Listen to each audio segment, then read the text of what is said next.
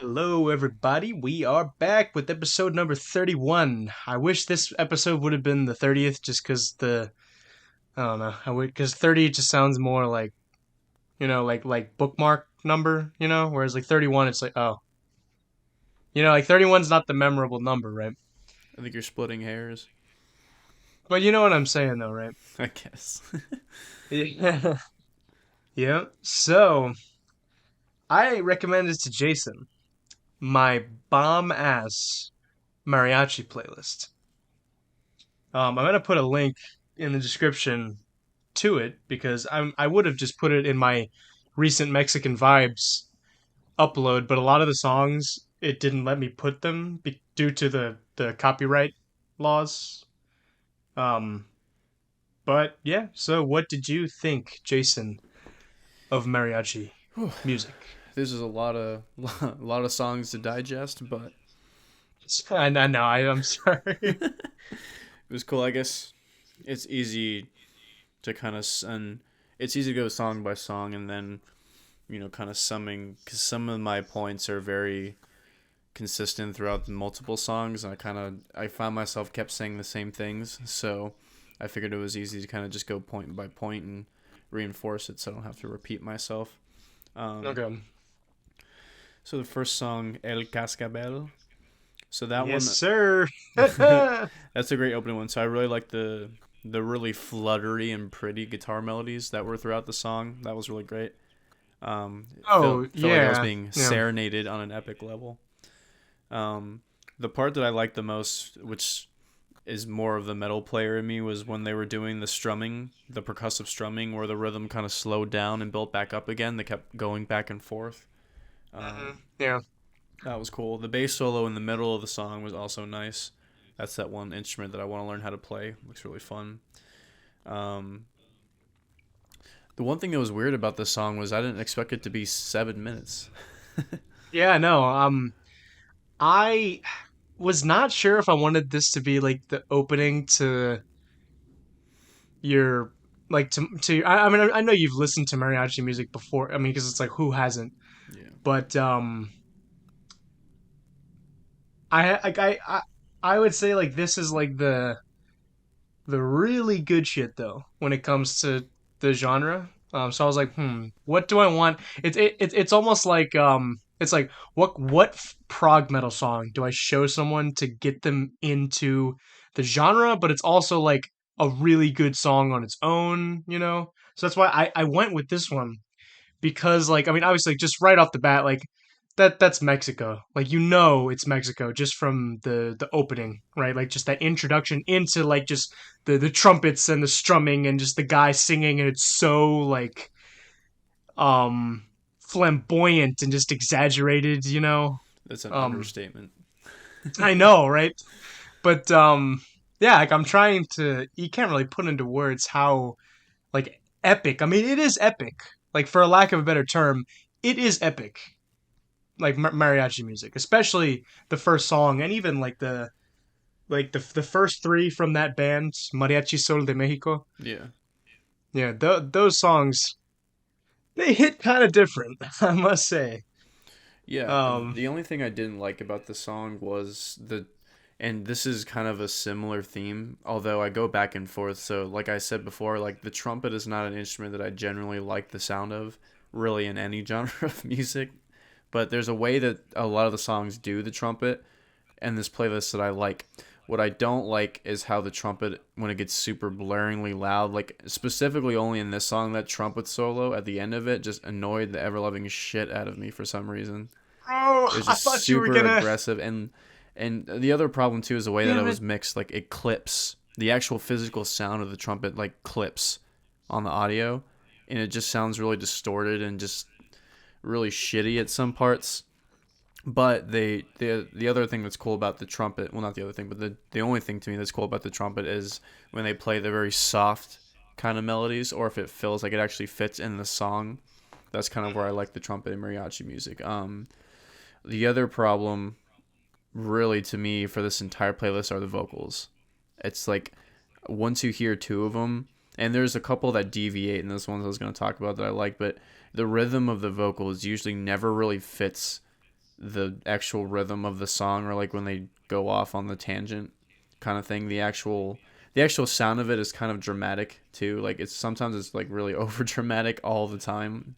So it kind of throws me out because the music instrumentally is really nice and the vocals sometimes take it away.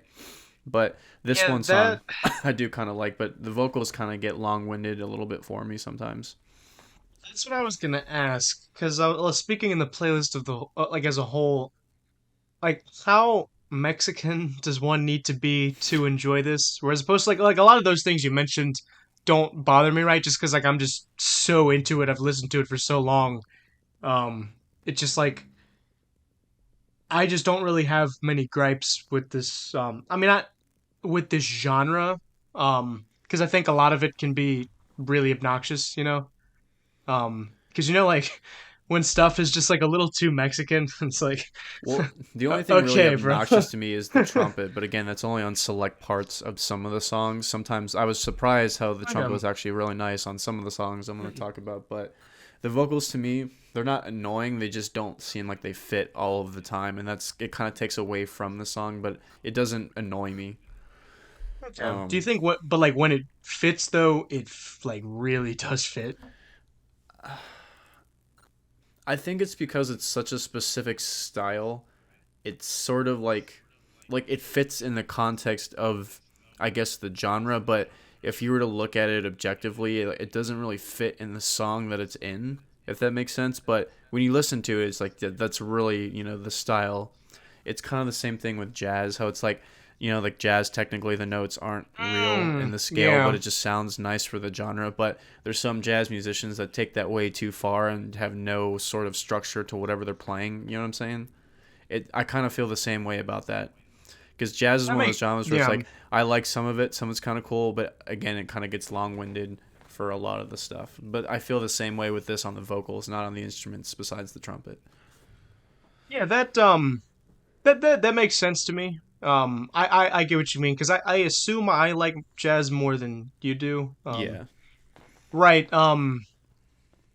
Because it is I don't know if I would say this, but like it is, like a genre like mariachi or a jazz, like specifically American jazz, well, and then Latin jazz too, for that matter. Like, and I'm not saying this in a bad way. I mean, I know it doesn't offend you, but for anyone that it might offend, like, I'm not saying this in a bad way, but like they're much more monolithic as genres of music as yeah. opposed to like progressive metal is really it's like metal too. It's just very widespread, right? And like rock music, like what constitutes as rock music is just it's so like Well, I it's would say way too broad. the genre as a whole is broad because it's the whole point of being progressive. You're trying new shit, but I would say there's a lot of bands in that genre that I don't think it's bad to say monolithic, because if you really like that style, then they're giving you more of that what you love. I think Tool's a good example. Like Tool, I think is a very monolithic band because when you listen to them, you know exactly who it is, and they don't have too Yeah, like I feel like their music has variety in the types of stuff that they play in the riffs, but I feel like most like they don't really branch out and do different genres. It's just they do their own genre pretty much. I feel like Gojira is kind of in that same vein, even they do some songs that kind of branch out a little bit more into the mainstream. But a lot of the stuff when you listen to them, like it's them. So I don't think it's a bad thing to be monolithic. I feel like when you get one dimensional is if you every single song you make can be switched out and interchanged with each other. So if you don't do different keys and different yes. tunings and stuff like Hmm. that, I feel like sometimes it can get a little derivative. And people can make that argument for bands like Tool because they're pretty much mostly in D. Right, yeah, no, But you that's can I think still individually Tool. tell the different riffs. Like it doesn't sound like it's one riff that can be played into various different songs for some of them, which I feel like is kind of and I feel like for genres like jazz and mariachi, I feel like you can take a lot of the same rhythms and melodies and place them in other songs and they would fit a lot better. Same thing with country. Like country, you can pretty much take anything and put it in any song and it sounds the fucking same. At least Um, like modern country yeah, music because I like older. I mean, it's not like what I dial up, but I like some older like 70s kind of country music because it's more folky, yeah. right? I mean more And like the poppy rap hi hat country. the stuff, yeah, like the Yeah, stuff now. No, no, and I agree yeah. with you. Yeah, I think you did point out something that was important is like there's a difference between being monolithic as opposed to just being one dimensional, right? Because I think a lot of these songs, even you would agree, like they're all like sound they're very different from one another, even though you could tell it's the same genre of music. Like they're not just the same. They're not all the same rhythm. They're not all the same. They're not in all the same keys, right? They're not like they all have different kind of tones, you know. Yeah. And I agree Um. with the instrumentation. My only thing is I feel like the vocals are very one dimensional because they follow a very similar rhythm. They kind of have a similar inflection to a lot of them, even because like you put me a playlist, and so like I feel like this could be a singular artist for some of the songs because obviously their voices Oh, sound different and they do different keys and notes, but just the a way that bunch of they them. structure the rhythm is very. It's like the reggaeton beat, like how a lot of the songs have that same kind of beat. It's kind of what it felt like with the vocals. But the next song, El Coco, so I really like the chimey melody. Was really bell like on the guitar, and I like that a lot. And this is the song where I actually like the trumpet, where they do that kind of smooth vibrato, like trailing off thing. I thought that was cool sounding. Yeah, like the The like kind of yeah like yeah. And the yeah wait, but I did you didn't like that? There's that epic moment when the trumpets come in El Cascabel, like when they just like come in for the first time. I think it's so good. It gives me yeah goosebumps every time I listen to it. yeah Did you that part like was that moment? Yeah, that part was fine. It's just the only thing I didn't like was the end, like where they're just blaring and it just was clipping. Like that Okay, sounded bad to me. Just not even on a music level, just on a sound level. Like the physical sound of it sounded bad, not okay. the actual like style of it, if that makes sense. But yeah, so I did like the trumpets there, and then also in this song, the one thing is like I do the one thing I like about mariachi vocals, I like when they harmonize or they do some sort of backing gang vocal rhythm in the background to fit with the melody. I like that a lot, but anytime a lead vocalist goes and does his thing, so like um I feel like it just doesn't fit in the song.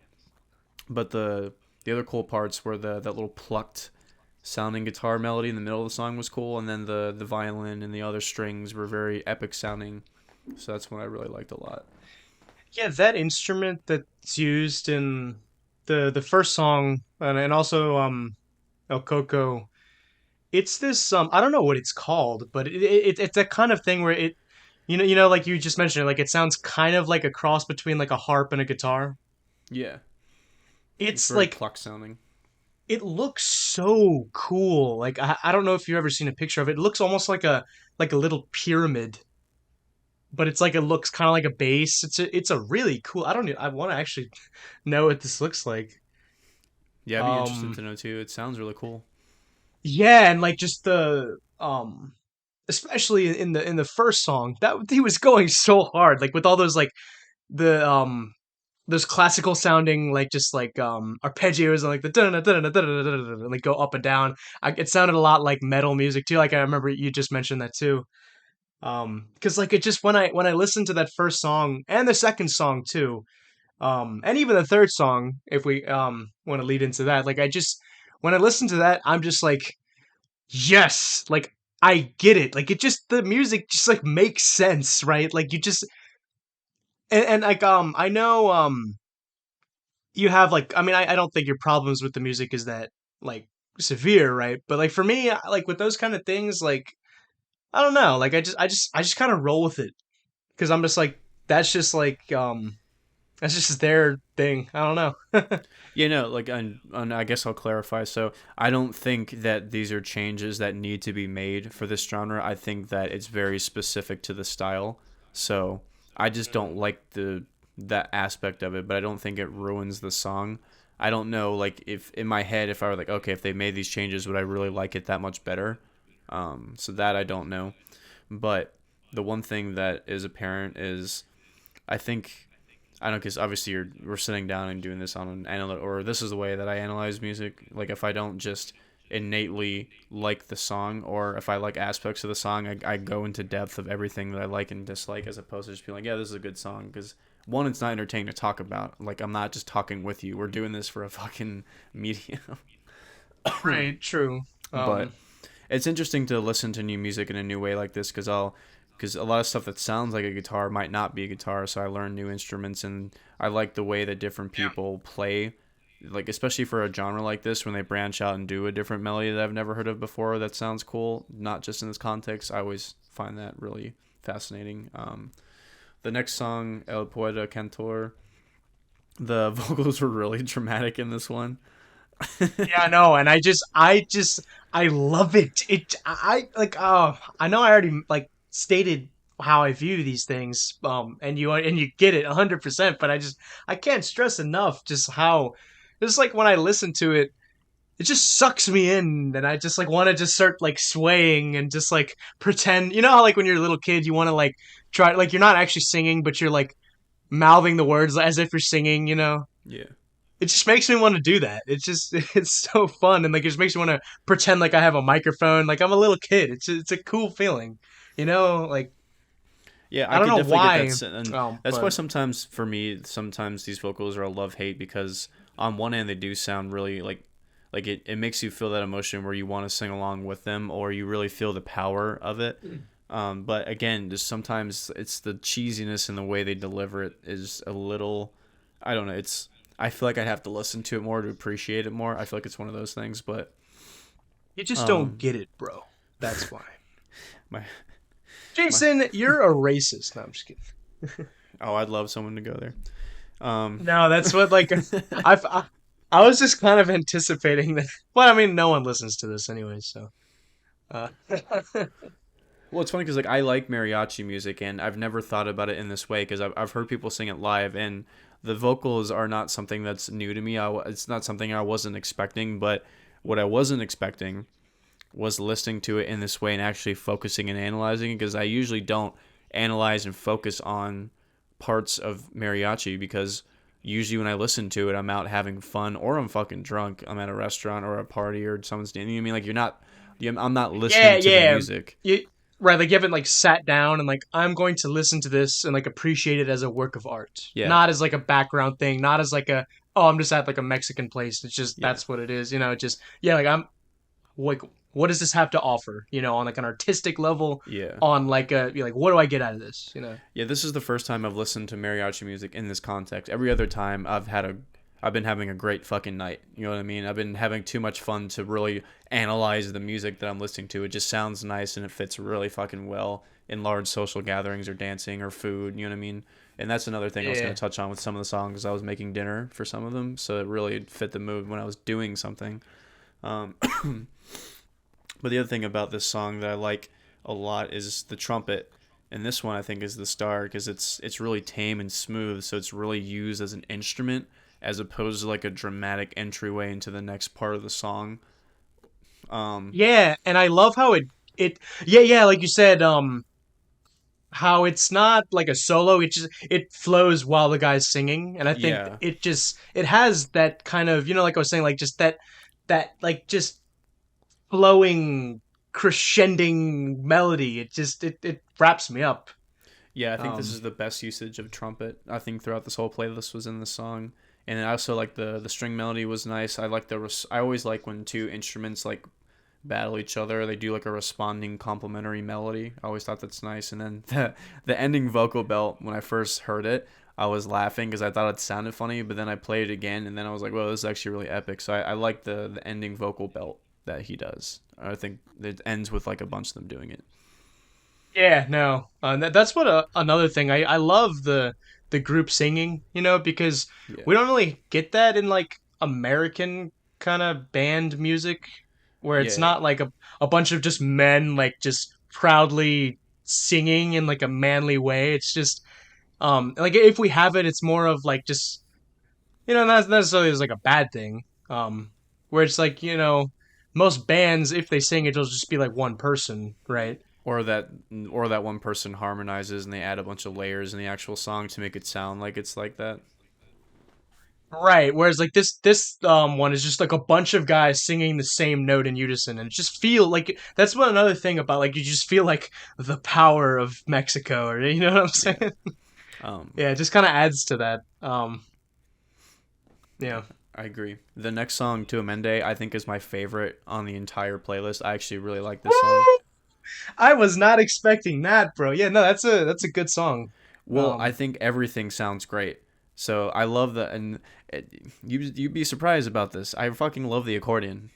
I know it's a goofy sounding instrument. I love Zydeco music, so I love how the accordion sounds. It's just for some yeah. reason it has a special place in my heart. I don't know why. I love anytime an accordion's playing, especially the way that they do it in here, because I feel like if the accordion melodies are very similar to the trumpet melodies and the way they play them. So I feel like if they switched out the trumpet with the accordion, I'd like mariachi music a lot more for some reason. It's really Yeah, like quirky. That's why I like it. The intro yeah, but guitar it like stabbing rhythms that they do, I always like that. I always like when the guitar comes in aggressive and then does some unique percussive rhythm and then kind of cuts out, so I like that a lot in that song. yes, that is a really excellent way that I never thought about how to describe that mariachi rhythm. Like it's very stabbing. Yeah, it's That's like a your very great way. yeah, it's a stabbing rhythm, and a lot of and some death metal bands kind of do that on a whole different sort of context. Like they'll it's not like a how do I put it, the way that they do the notes are percussive, and the way they structure it, it's really locked in with the drums, and it kind of pierces you a little bit. So that's what I got the feeling. So I like that a lot, and the vocals are the probably the best that I like, and that's why this is my favorite Harmony, song. the Yeah, harmony at the chorus, that was nice. yeah, And also, I mean, like the song, like the tone kind of shifts from the three previous songs. Well, actually, okay, I that's not entirely true. Like the first song, well, not just the tone and the vocals, right? yeah, Because this song was more like how did you describe? Like, because it's not it's kind of happy, but it has that kind of like happy sad yeah. I felt kind it was of like it has a sweet. I feel like it has a sweet nature to it. And when I was sweet, listening, yeah, yeah, yeah, when I yeah, was yeah. listening to it, the vocals reminded me of someone singing softly, and they're sitting on a stone wall in some open field somewhere. So this was the Yeah, first because song that really the gave me like I could visualize. Usually, like when I listen to a song, if I'm just analyzing, like, oh, this sounds good, or I don't like this. But if I listen, when I listen to Jesus Christ, when I listen to this one, I actually could visualize where the song was taking me, which I always think like that's gonna be one of my playlist songs, or that's a song that really connects to me if I can visualize something just based off of the way the music made me feel. And the I last see. piece that I like is that little fast like pitch bend melody they did on the guitar at the end of the song was really cool. Or at least I Right. think it was a good. Yeah. Some of these instruments kind of sound like some sort of stringed guitar like instrument, harp instrument. It's hard to I'm tell pretty sometimes. I'm pretty sure in this song it was just guitars. Like I love when when the verse is building up and then the guitar comes on with like those high pitched kind of like just emotional notes, you know? Yeah, I love that a lot when they do that. I think that's my That's yeah, favorite that use of guitar as opposed to the strumming cool rhythms that they do. right, that sounded beautiful, right? And also like I forget that you don't understand the words to the songs, so it's interesting to see what someone who doesn't speak Spanish like what they get out of this, you know? Yeah, Which and like but it's cool because we get similar experiences, right? Even if you don't really understand it, which I think is yeah, cool. and if I had more time, I just don't have the time to look into like, especially for 16 songs, translating all the lyrics and looking up what all the shit means. So it's like I just don't physically have the time to do that. But I don't have to know what the language is. It's the same thing with like Right, that it's Ramstein. The proof. shit's in German. I don't give a fuck. And sometimes with screaming, because Right. sometimes you can't make out the lyrics of someone screaming. So I don't. I'm physically going by how it sounds. Right, because like that's just proof that like just literally knowing what it means is not everything. Yeah. And I'm sure I would connect with it more after hearing a song that I like knowing what it means. But sometimes I've had songs where I really like the lyrics, but I don't like the song. So, I feel like the good lyrics are wasted on a mediocre song to me. So sometimes I don't even want to know the meaning. I just go out based off of if I like the song because I don't care about the lyrics. Well, so the first song, El Cascabel, also a cascabel is a like little bell. I think it's used in like it's kind of like a jingle bell, I think. Um, I see. and so the song talks about how the singer like he had one and he gave it to his lover when he was younger Okay. because he wanted to show her how much he loved her and how much he wanted her to be able to have like a toy to play with, or not a toy, not like not in a negative connotation, but just something like that. But then in the end of the song, like just I love that ending which is like the dun dun dun dun dun dun, and then he goes, "Ay, como," and then he just starts singing, and everything is just coming together. It's so perfect with like all the instruments, you know. He's just talking about how like listen to how awesome the cascabel sounds. Like it just oozes and it and it sounds and it oozes and it's just it's cool. Yeah, see, like just based off of hearing that, I don't know. Like a lot of these are cool storytelling type of stuff, or they're love songs, or just something of that nature. But I don't think to me it really adds much because I don't feel like sometimes the themes really match the mood of the music. So to me, Sure. it's more of an afterthought. But again, that's only because I'm not a part of the culture and I don't speak the language. So sometimes it's hard to connect on that level with the words that they use. I guess.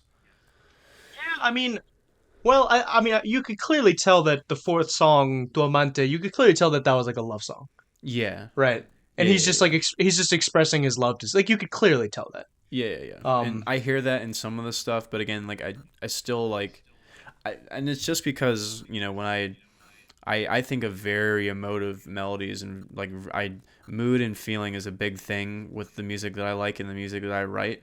So to me, that's even if it's a bad song, that's the most important aspect. So I think on an interpersonal level, that's really the thing that speaks to me. So that's what I think I'm the most critical with in any song that I listen to. Because there's bad songs that I listen to, but I really feel good emotion and feeling from whatever.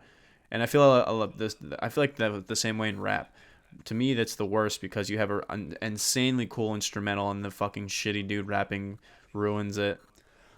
Meaning like the SoundCloud rappers, the people that rap about something totally different than what you get the feeling of from the beat. I hate that so much in rap. But when they mix together yeah, and it because actually works, I love it a lot.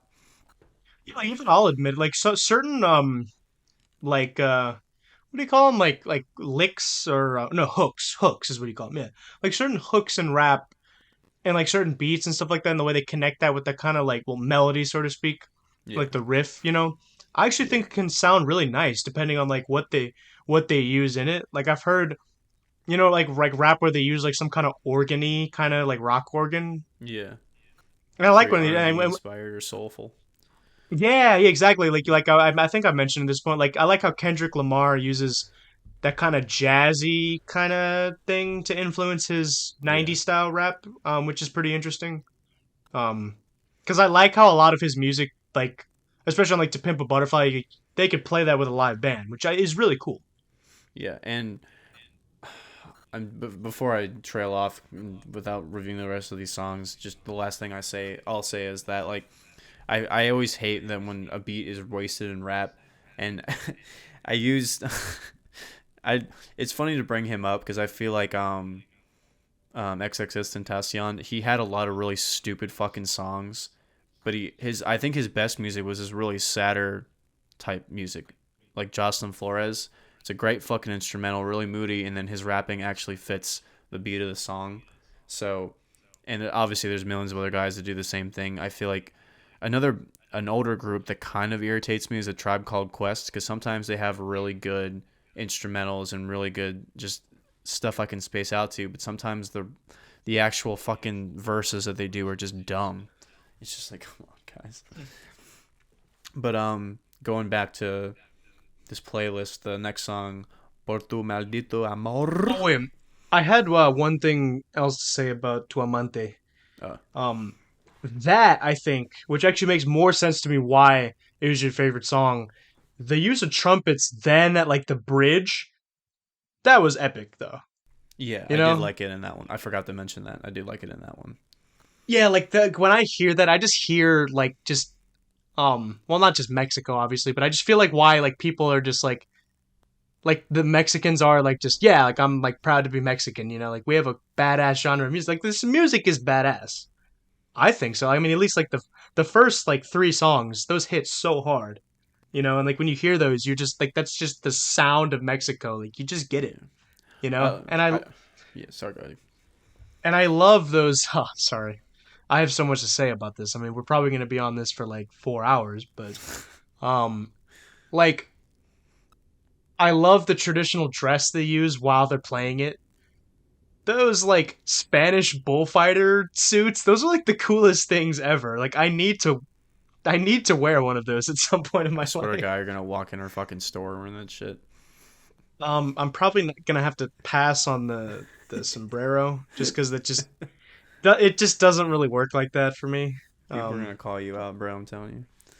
no, but I see people do it without the sombreros anyways. So Yeah, I think the way they dress is also cool. It's very specific to the style. But the yeah, next song, Por tu maldito amor. I like the slow and somber pacing of the song. I like this is another one where I think the trumpet just does not fit in the context of the song. really. I don't because it just cuts right through because the rest of the song everything is nice. The guy's voice when it's really low is cool. But then sometimes when he raises the pitch and the volume, I feel like it's the same thing with the trumpet. It kind of doesn't fit. But dude, that fucking that Mexican laugh that he did, but he changed it to kind of sound a little bit more sad, like he was crying. That was funny as shit. I'm not gonna lie. Yeah, no, Oh, that was hilarious. this guy Vicente Fernandez is like a legend in You, Mexico. He's to put it how my Mexican friend actually put it, she said that he is like the Michael Jackson of Mexico. you know, I got that impression. I got like the way that he sang. He sang like he was a big deal. No, I mean it's just he owns it. Like he Yeah. knows he's a legend, right? And I think I that's on the back end of my feelings like I feel like it almost takes away from it because like it sounds ego driven and that's why sometimes it sounds kind of over dramatic a little bit but like who doesn't sound like that on this, you know? but I feel like for him like I could tell like this is a different Okay. energy that this guy brings to the table, although his low I guess vocals I'll are give you that. awesome. I love when he sings low. Right, like it just I love this music, man. um yeah, but I really liked the beat in this one because it was a lot because I tried to show you the different kinds of um like ways that people do mariachi and that um you know like there's the different keys and there's like those epic like minor key goosebump inducing um you know ones that I showed you before that it's just that really just like you're just like oh man I'm in this you know. Yeah. And then there's the ones like I showed you with Tu Amante, right, where it's a pleasant, like really heartwarming song.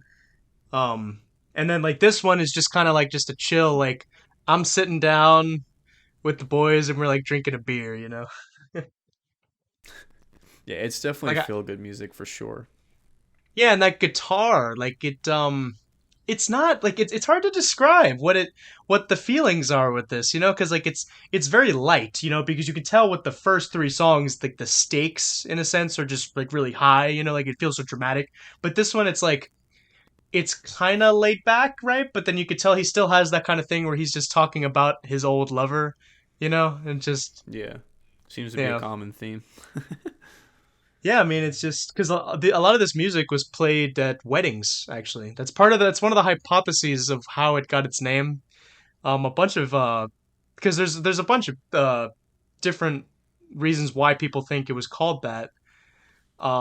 And one of them, which I think is actually pretty interesting, is that they believe that mariachi comes from the French word for marriage, which is mariage, right?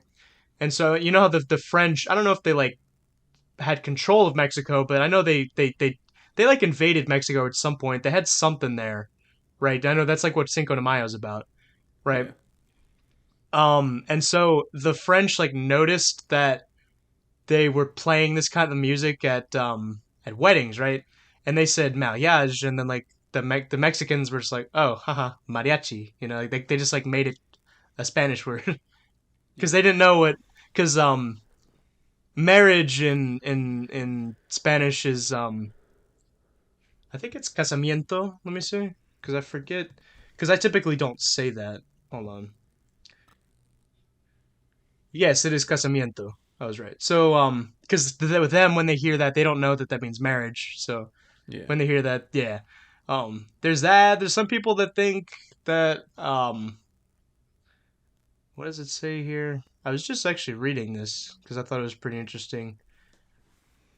Um, Someone thinks that there was this woman, I believe, and her name was Maria, and her last name started with the letter H, and the letter H is like they say Ache, right? So people would just say Mariachi. I don't know what is true. They don't have enough evidence to know which one is true. And there's a bunch of other ones too, but I don't know. I think they're all really interesting, and they could all be true. I don't really know. Well, the one thing that is interesting that you bring up is the French influence, because one of the songs really does sound like it is like French music, and it's a um, La Pistola y el Corazón. Yeah. Wait. Let's go in order Oh, well, though. fine. Fuck you then. All right, so the next Yeah. one is Los Cazahuetes, and this one was a little bit. It was a little too slow. I didn't really feel like there was much going on for me to really analyze. The vocals were kind of the same as most of the other ones before, so I didn't really get anything out of this one. Damn. I thought it was it was a nice like pleasant Yeah, song. it did sound nice and pleasant, but I didn't really have anything to go Sure. off of. Like when I listened to it, I was just kind of zoning out listening to it. So like nothing really came to mind for me to take note of. It did sound nice though. Bro, you know what he's singing about? No. Uh, he's saying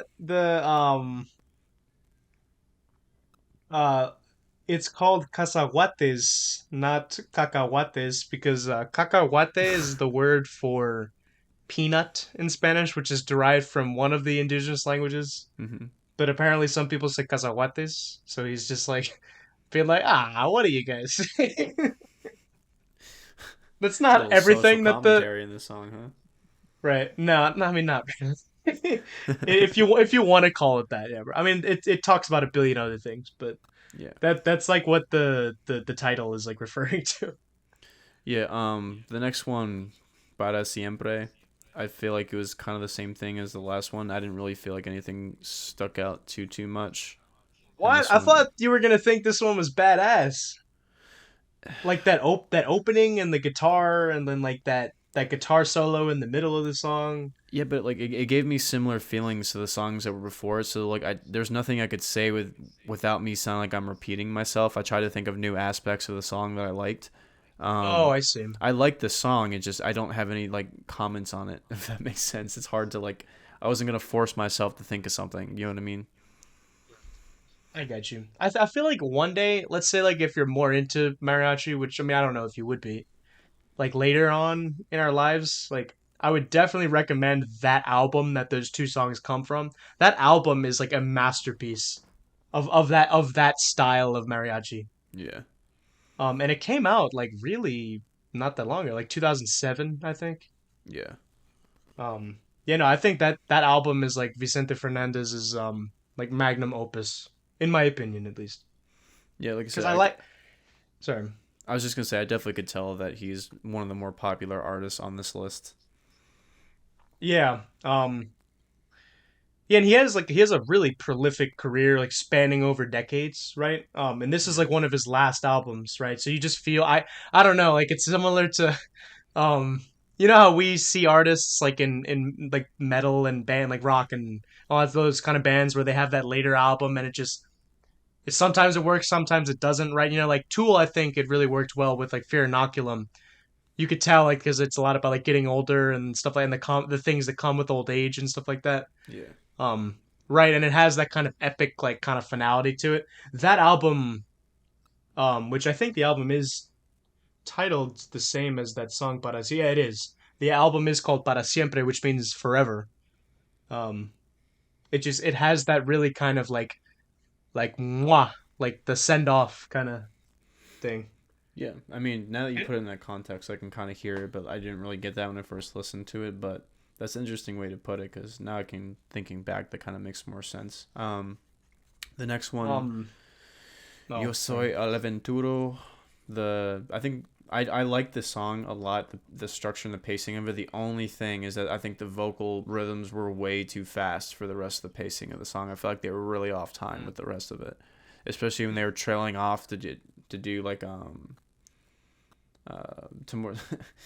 It kind of sounds like they're ranting at me. Yeah, yeah. No, I can kind of get that with this song. Yeah. Um, but I love that his outro singing. I thought that was awesome. Yeah, the outro singing was nice. Um, Yeah, he is a uh, Pedro Fernandez has a good voice. They're not related. I thought they were, but they're not. Because I think that's not even Pedro. That's not even his real name. Let me look up. I'm pretty sure like he had a different name, and he just made that his stage name because he loved Vicente Fernandez so much. Oh yeah, okay. His name is Jose Martin Cuevas Cobos, but he named his stage name is um, Pedro Fernandez, named after the two Mexican artists Pedro Infante and Vicente Fernandez. Okay, so that makes sense. um, Yeah, the next one, uh, El Sinaloense, or how the fuck you say that. I feel like that sounded Italian the way I just said that. yeah, El Sinaloense, which just means Oh, I did say it right. Okay, cool. yeah, no, you did. That just means like somebody from Sinaloa, which is a state of Mexico. That's actually where a lot Okay. of the Narcos stuff was. Yeah, I remember that was where Felix was from. Yeah, it's like Um, it's one of the like the more famous states in terms of like American understanding of yeah, Mexico. yeah, yeah. So Um, that one I liked a little bit better. The trumpet melodies were nice, and I think they really fit with the waviness of the string melodies that were coming in and out. And I think the vocals fit a lot better on this one. I love the harmonized vocals that they did. Damn, dude, I thought you were gonna think this song was annoying. I was No, I like, actually like this one. I was dreading you just being going to shit on this song because it's like it's the most like Mexican song you can think of. I think that's why I like it because I feel like when I think of mariachi music, Mm, this is the song that I think of, and I don't know if I've heard this one before. It sounds familiar, so I it feel like it's this is the one famous, that I yeah. can. Yeah, I feel like this is the one that I would think of if I was to play it. So I like the song for that reason. And I think everything fits nicely for the style. So I think Yeah, this it's a is. cup. No, sorry, sorry. I just think this is the best example of a mariachi song in my opinion. Okay. Yeah, and the lyrics are really good too. He's just talking about how he's like, um, the actual line is, "Soy del mero Sinaloa donde se rompen las olas," Yeah. which means like mero in Spanish means like. Okay, I understand. There's things in Spanish that like I just kind of subconsciously understand what it means, but like when I try to explain it to someone in another language, like el mero mero is what they use to refer to like you're like the guy, you know? Like you're that guy. Like you're just the best of the best. Like you're that guy, you know? You know what I'm Okay. saying? Yeah, I understand. Yeah, so like the El Mero Sinaloa just means like I'm from the Sinaloa bit, you know? Okay. Yeah, I Yeah, could kind of. Yeah, I feel like that right. fits. Yeah, and then donde se rompen las olas is where where the waves break, like referring to the coastline. Yeah. So yeah, like it kind of I like when people do those kind of like well, not in this case nationalists because it's talking about a state, but people have that like kind of how would you say like just like that cultural like pride of like you know like this is like It's what it like is. the it's a colloquialism. Jesus, I fucking peanut butter Right, mouth but it that word, but it's that word on a more emotional level, and I think that when you just explain that, it fits. When I said this is a very good representation of mariachi music, so mm, right, like right. listening like back to it now, so it's like wanting to represent yourself that you're proud from where you come from, so Yeah, and that he's fits. talking of yeah, and right because that's what he's saying. He's just saying like I come because the song like I said is titled "The Sinaloa," and he's just talking about where he comes from and like you know what he like just stuff that's associated with Sinaloans. It's nice, and I love like I said the lyrics. I love it. It does sound nice. It's kind of that similar vibe to not exactly to well because Tu Amante is very much more like a romantic song but I guess it shares that same kind of like, oh, how nice, you know? Yeah, it's a different kind of love, you know what I mean, and I felt that in this Yeah, one. right. Yeah, it's like love of the motherland, I guess. Yeah. Yeah, and what else was I gonna say? Oh yeah, like you said, you probably recognize this song. I'm sure you have because this is like it's just a cover. Like Pedro Fernandez didn't make this song because it's Okay. like a lot of these songs actually They're older, more famous folk songs. right, and then Pedro Fernandez did a lot of like he did like newer like updated kind of versions of them, which I think in I my see. opinion are they're better in my opinion at least. Well, obviously maybe someone who is Mexican would disagree, right? Because maybe they might think that the older ones have like a more authentic sound, I guess. That's just fucking with any genre of music for the boomers that came Sure, before. That's not new. sure, but Some are, I just some think aren't. That's just all I'll say. right, yeah, right. Yeah, and I think the Pedro Fernandez versions of these songs just kind of like they're just more sophisticated, you know. I see. It's it's like how I want to say that Metallica's first album is their best album, but it's just not as sophisticated as the other ones, you know, with in terms of like I don't like how that album has so much sections of the music where it's just they're playing the same thing. Yeah. It's just like the dead sections, like they're not singing, they're just keep playing this. I'm like but like I want to say it's the best one because the parts of that album that are so awesome are just they slap, but um eh, Cool. okay.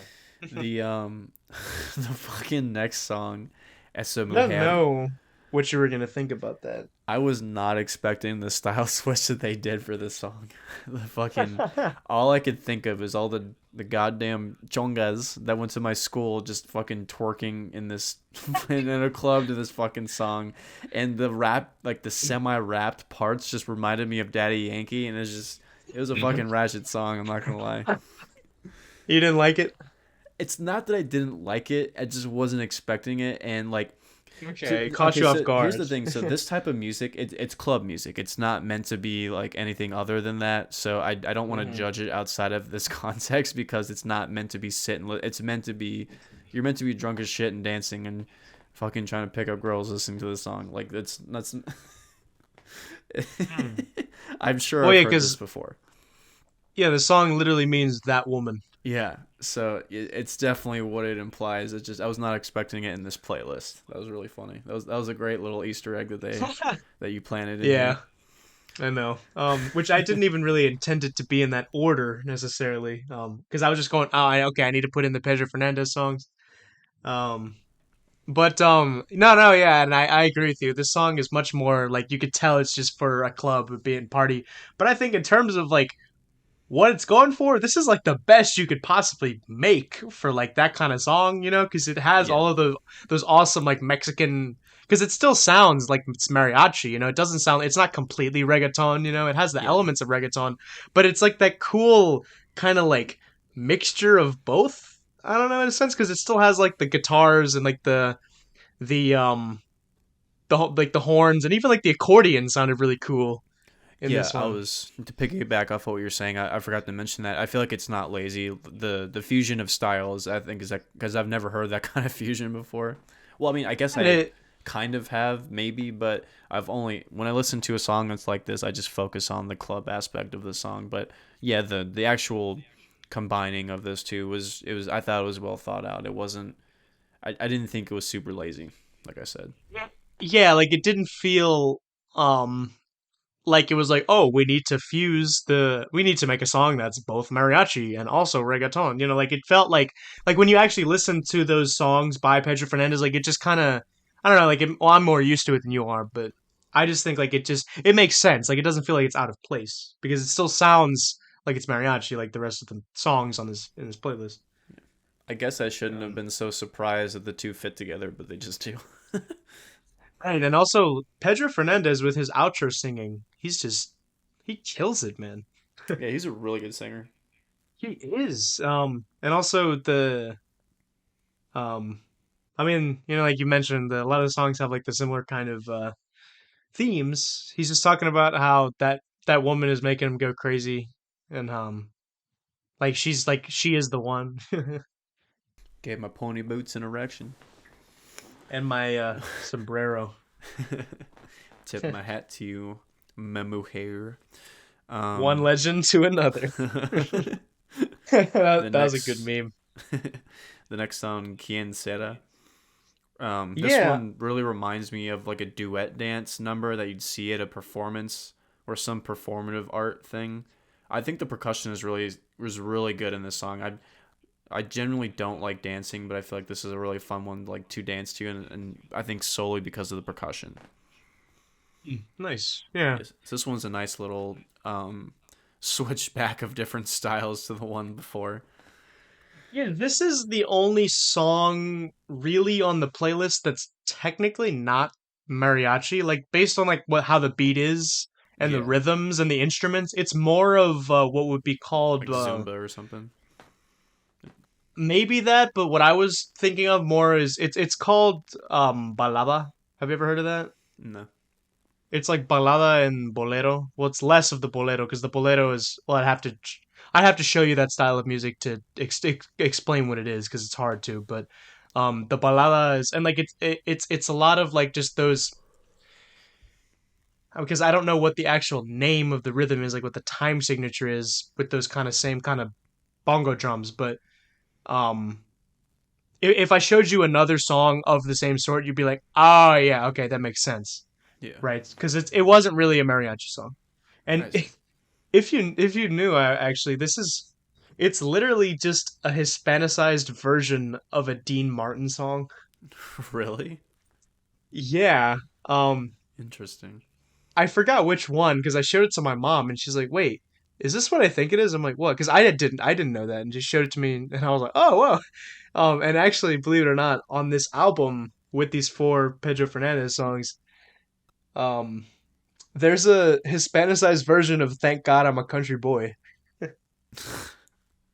God, That one is not as good because I would imagine not. no, You're because not that one starting from a just good place there. no, but I like that I like that song though by John Denver. But I just feel like with the way they handled that, it just felt like more like they were playing the same song, just singing it in Spanish. You know, like they didn't really add anything new.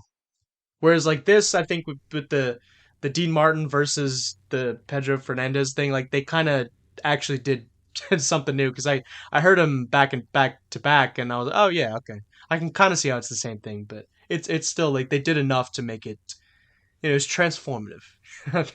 It's kind of an interesting concept, taking a style of music and adapting it to your own. That's totally different. That's interesting. Yeah, they do that a lot within different um genres of like Latin music. Like I've heard some songs where like they've done it in like a cumbia style, and then they do it in a salsa style, which I think is really cool. Hmm, interesting. I'll have to Yeah. check that out. I know Hmm. that this is a little bit, um, a little off topic, but I'm trying to remember. There was this Mexican band.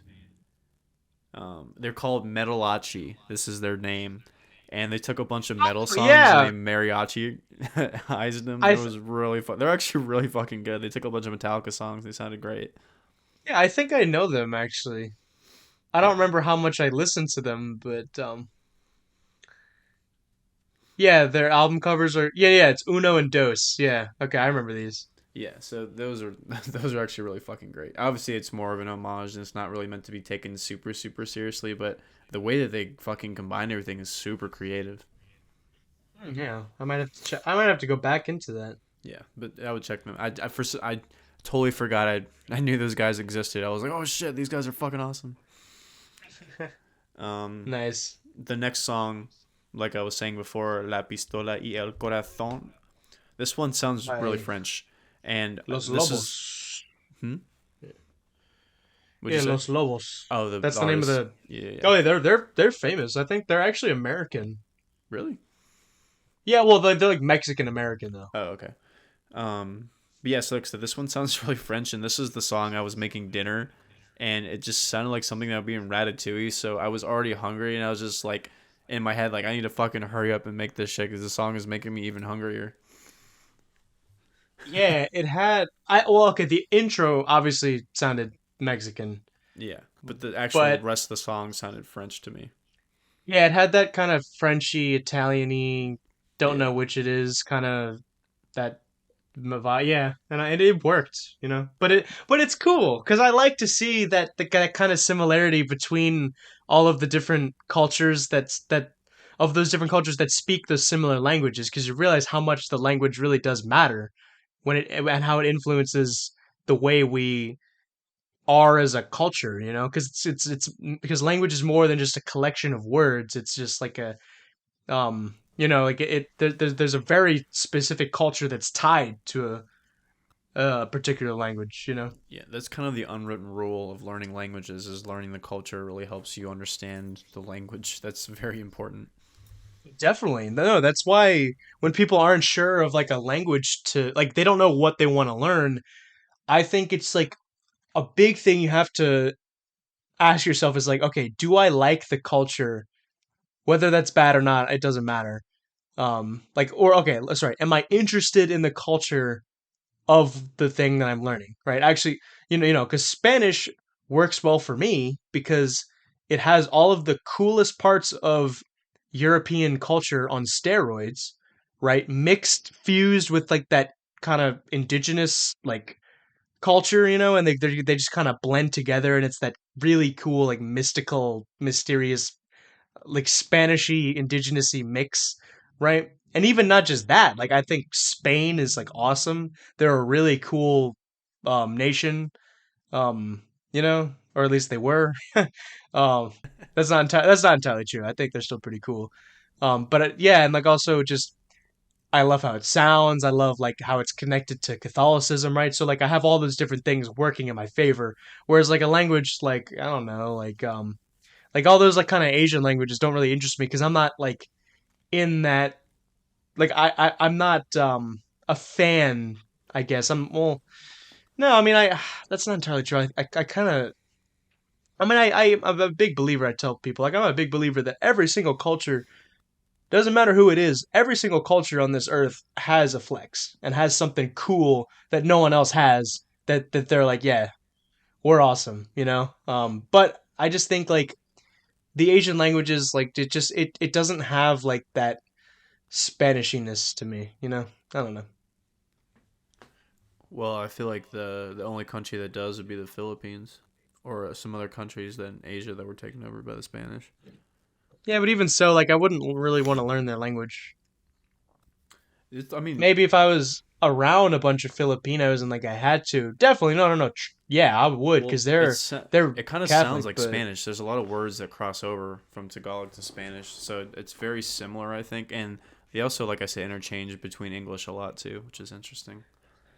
yeah. Well, so I am aware they have like there's Tagalog, which is like their indigenous language influenced by Spanish, but then they Yeah. have their own Creole language, which I understand quite a bit because it sounds very much like Spanish. But Tagalog, I only pick up some Spanish words. Um, but yeah, it's an interesting culture. I think the Philippines are pretty cool. Well, aren't you still learning Vietnamese? I thought you were doing that. No, I dropped that a long time ago. Oh, did you? Oh yeah, no. I didn't realize that. I mean, it was cool. It was cool because I tried something new, but in the end, I was like, yeah, this just isn't for me. It's too hard, man. Really, no. And it's like a lot of people would say that's an excuse, but it's also, I mean, I had so many things working against me. So like, I wasn't working at McDonald's anymore, so I wasn't seeing the Vietnamese ladies anymore. I didn't really have anyone to speak it with. And at the end of the day, like I said, like just the actual like culture, it just doesn't do it for me. Yeah. Whereas like the Spanish cultures just they do it for me. Well, I think it's also a really important, like you said, you really have to find a culture that you enjoy to want to learn the language because it just makes it that Go much for it. easier. Right, and Um, also yeah, because you have to because you have like there has to be a bunch of things you can keep doing and there's always something new to find, right? Whereas like I just I'm not saying obviously that's not the case that there's like nothing to find in like other right languages, but I just think like also like with my experience with actually like speaking to people in it, it's like really hard to be accepted especially if you're like a Westerner speaking an Asian language. And like, I don't blame them. I'm not saying like, oh, look at me, like I'm a victim. It's like, I mean, I'm sure they would do it to like anyone, not just like Westerners. I'm sure they wouldn't really take it nicely if like black people were speaking Vietnamese either. But like it takes like especially when I would start speaking the Vietnamese, it would take them a second to realize like, wait, is this like a white guy speaking to me in like my own like what? Like it makes no sense to them at first, right? Whereas like to us, like anyone you could look any way and you speak English, you don't think twice. Like it just makes sense. Whereas to them, like they kind of only know like there's only Vietnamese people speak Vietnamese, right? They're gonna have to fucking get over it because I feel like, just based off of where we're gonna be in the next, at least 10 years, like there's obviously a very large Latin population in the states, and I feel like, in the, I mean, America is a melting pot, but Spanish definitely is a dominant second language in the states. Like no matter where you go, so especially in cities like New York or L.A. or I don't know about D.C. Obviously, the DMV is I would say majorly Spanish, but Oh yeah, definitely. eventually, in 100, 200 years, our languages are going to mix together to be an English Spanish hybrid, probably, right? So, especially if you're going to come over here, like you've got to expect people to fucking learn the language to try to communicate with you, and vice versa. So, Yeah. Um. The What was I gonna say? Yeah, but that's the thing. But like when I'm speaking Spanish, a lot of people just they don't think twice, right? Because like you could be any race, and like if you speak Spanish, that's kind of normal. yeah. I've had a Um, lot of situations where people come in and they just like they start speaking Spanish to me automatically, like I'm gonna understand you them. said that. Yeah, It's you just said really strange well. because like I know I don't look like I'm Spanish, like so they're not doing it because they think I'm Spanish. They just automatically assume that I speak Spanish. So Yeah, I some of don't. them. Well, Yeah, it's kind of like us. Like I've had similar experiences like that. Even if they didn't think I actually did, they just speak it because that's the only language they speak. It's yeah, kind of like when like like when we or like Americans go to other countries and they just start speaking English because they just assume that people speak it. yeah. It's a similar kind of like It's thing. not as arrogant as that. I just they. It's not like they're. No, but They just they're not like expecting me to know. They just think I do. I guess. I don't know. Maybe it's because I'm younger. So like if I was older, they probably wouldn't think I know Spanish. Maybe it's because like all these young kids are learning how to speak it. So maybe that's it. But um, maybe yeah. the That's one true. the one thing that it just kept getting awkward that I stopped doing is that like I've anytime someone comes in that doesn't speak English, obviously I'll do the translation thing, but the few words that I know in Spanish, I do just to try to make them like feel more comfortable. I stopped doing that because every time I've done that, like someone asks me how much something costs, I'll say the number to them in Spanish, or I'll say good day or hello or whatever all that shit. Then they just start speaking to me in Spanish. I hate going like, oh no, I don't actually speak it. I was just trying to. Yeah, like I was just being nice, and Yeah, so because it's they like get like yeah. yeah, so like it's I hate doing that every time. It's just fucking awkward, and they're confused, and I don't fucking. So I stopped saying like words and numbers in Spanish. Right.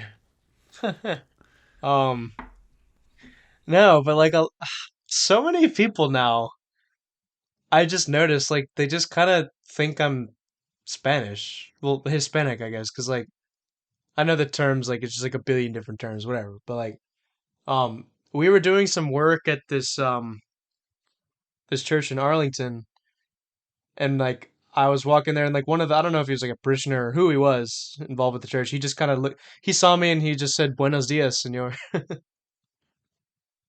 The funniest thing that ever happened. I don't know where I was. I might have been at work, or I might have been at a. No, I was at work. I was I was on the computer doing something, and this guy. This is the most confident Hispanic person I think I've ever met in my life. He walked in with the cowboy boots, and he was just like when people you can tell they're eccentric when they just walk into a room and they automatically just start making noises. And so Yeah. he's looking at something, and without missing a beat, he doesn't look at me. He like snaps his fingers. He's like, "Oh yeah, amigo," like, and then he just like starts rattling something in like the quickest Spanish I've ever heard in my life. And I'm staring at him, and he's looking at me, and the way that I'm staring at him, he knows I'm not understanding what he's saying, but he's still saying it. Then he like smiles and he's like, hold on, and then he like brings out his phone. It was the funniest shit I've ever had in my life. I'm sure the hat made it that much better. That was my equivalent of like the "it's expensive, man." Yeah. That It was the was funny as shit. because I wish I could like go back in time and like take a picture of that guy's face. Dude, It's expensive, man.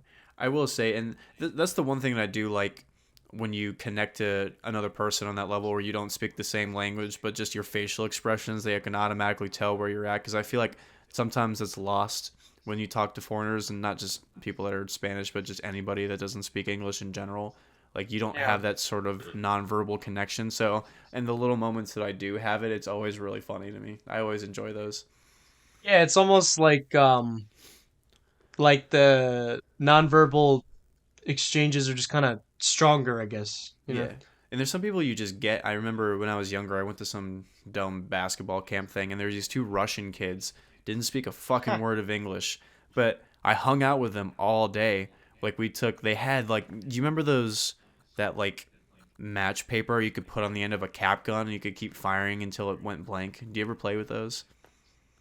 No, I'm not familiar. It's the same material I guess as that's on a match head, but it's a strip of paper and you shoot it out of a cap gun.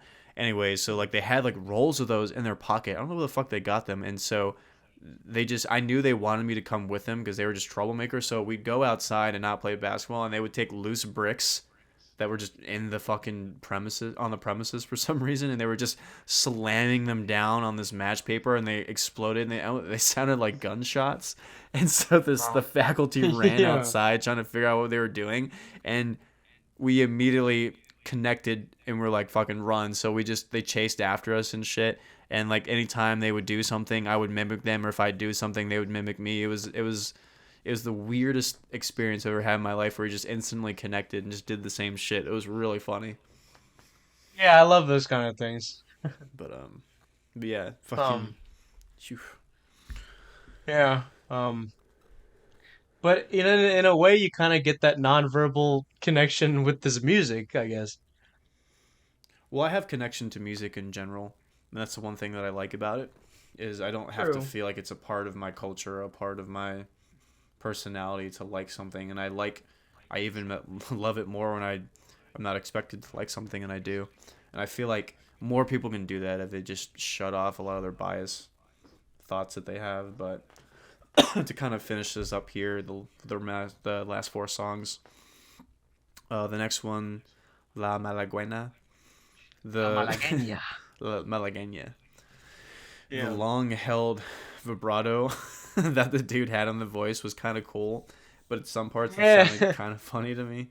Um, I liked the flute melody that was behind it sounded like a flute or some sort of thing like that was behind the guitar melody. I thought that was really nice a lot. The da-na-na-na-na-na. Yeah. Yeah, yeah, that was I nice. love that because I love how a lot of this music is like also it can be like played in an orchestra. It's cool. I like the idea of like going to sit down and like just listening to like a huge like array of people playing this music. Yeah, yeah, that Um song was great. I don't not much more I think about that one. The next one the is it classic. Dime mi amor. Dime mi amor. Tell me, my love. Well, That was you said that that a was little bit sensual. Will well not to you. I'm feeling flustered. I mean, you're my boy, but not like. I but You don't have to explain it. I'm just busting your nuts. This one I think had the best sounding vocals of the entire playlist. Um, that yeah, dude, Pedro. That yeah, guy I think Pedro he's Fernandez can sing, yeah man. that he can sing his fucking ass off. My only gripe is just the way that it was mixed. I feel like it was too distant from the song. It wasn't really. It felt like it was just on top of the song. But that's not a him complaint. That's just a production complaint that doesn't mean anything. But it still was a good song. Um, I love the intro to that song. yeah, the intro is great. Like The that other thing with the production is that I don't know if the orchestra that or the strings that they used, they sounded really fake on this song. So I don't know if this was like a MIDI sampled string set or if it's just the way that it was recorded. If it was real, it didn't sound this. This is a weirdly mixed song. But I still didn't ruin the song for me. I think it's a great song, and partially to the fact that this dude is a fucking insane vocalist. Like he really can sing very well. Yeah. Um, That's an understatement, but I don't know how else to say it. Like, I think to really give you the best impact is like for a genre of music where I don't really like the vocals, even if they are good. Like this one, I was like, holy shit, this is really good. yeah. This was supposed to be the last song, but then I nerded out and I was like, I need to put these other songs on there. All right, are you ready for this one? What First of one? all, how do you even say this next song? I don't even want to try to pronounce this. Hold on. Let me give it a go. El Helesiense? Yeah. El Jalisciense. Helesiense? Okay, so it wasn't far off. This was Yeah. the worst song I think on the batch. It annoyed the Damn fucking it. shit out of me. Every like the trumpets were clipping way too fucking much. It just blared off the fucking speakers. It just static. The vocals were just unnecessarily trailing. They just rambled on. It fucking like they didn't. I feel like they just didn't. They were like high or something when they made this. It's what it I sounded like to me, mean, and it's just probably. it's not a well produced song. Like all the fucking mixing is not there. If they did mixing at all, it's just everything is jumbled and messy. Like this is just a bad song to me. Yeah, that is from Vicente's earlier days. It This is sounded like from it. yeah, this is from 1972. Are you kidding me? No. No, dude, like I said, his career was like multiple decades. This song was recorded in the 70s. This isn't like a newer version or up like this song I listened to was from the 70s. Yeah.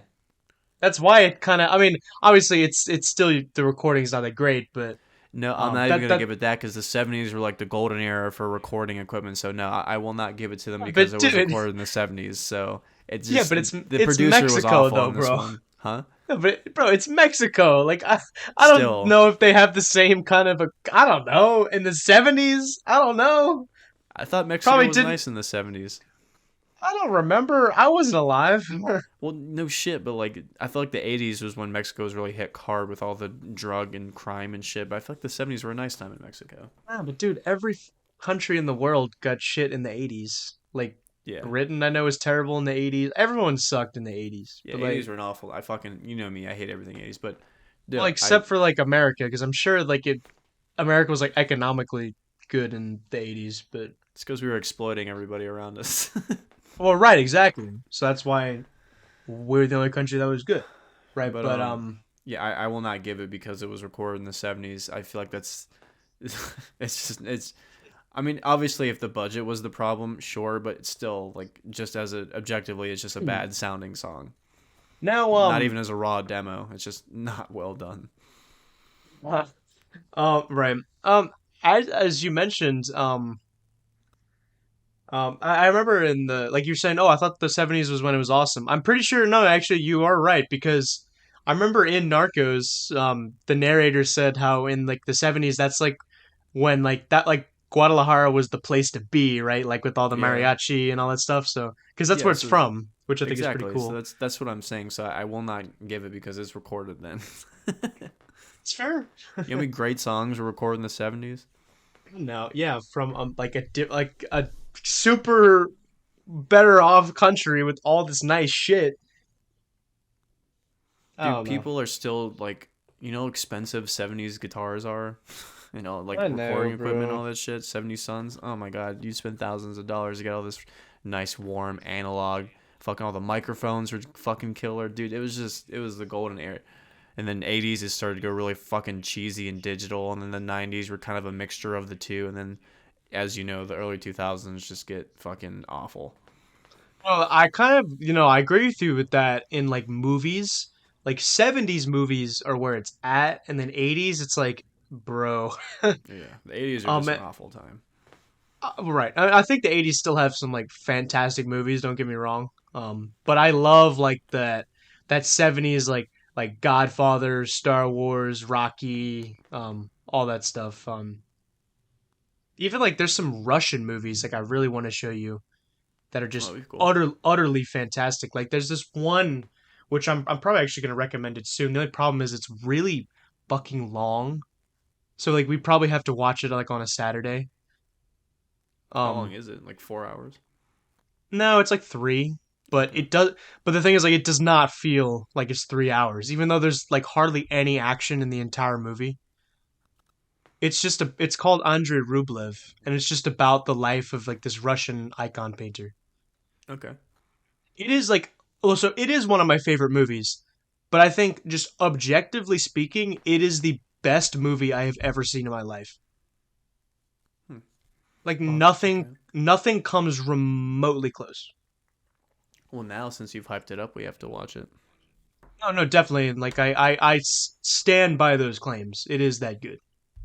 Cool. Yeah. Well, to finish this up with the last song that you recommend, Tu Veces. Dos veces. Um, Two time.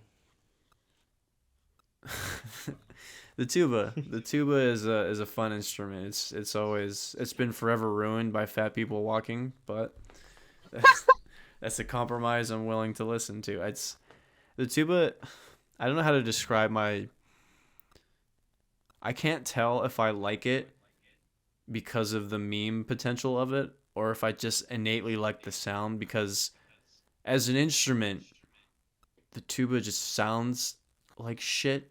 It like has all you hear is a low end rumble. Like you don't really hear that clear of notes in them. Right. And for a singular tuba, like people are like, oh no, if you go into a symphony, like yeah, there's fucking a couple of them, and it's mixed with all the other ones to fill the low end. Like no shit, but I'm talking like you Like it's hear, mostly just used in jazz as yeah, like you a hear main one. instrument. Yeah. Yeah, you Right. hear Yeah. one Exactly. tuba, not mixed together as the low end in a song with a symphony. So, but every time I hear it, it just makes me smile. That's It's me with just the. That's me with the accordion. Like I love the sound of the yeah. accordion. The accordion I think is like the coolest instrument. Well, Um. the accordion is definitely more versatile. Like that's not even a comparison than a fucking tuba. But um, Right. I still, just I guess I was just like correlating it to just like those this like it just makes me smile. Like I love the yeah, accordion. yeah. It makes me smile in the same way. But I genuinely like the sound of the accordion, not just the quirkiness that it contains itself with. But the tuba, it's the other reason why it's funny because the smallest people I've ever met in my life played tuba, and it was just like a fat dude in a smart car kind of effect. Like it was just fucking hilarious. Oh really?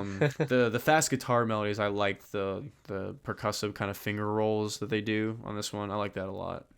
I think this is a good ending of the song or of the playlist.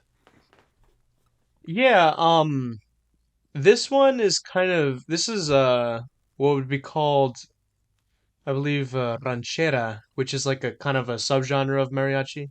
It has more tuba in it. Yeah, more tuba, more accordion. It's more like played with like 4 or 5 people, whereas like mariachi can be is typically played with like a bunch of people, you know. Yeah.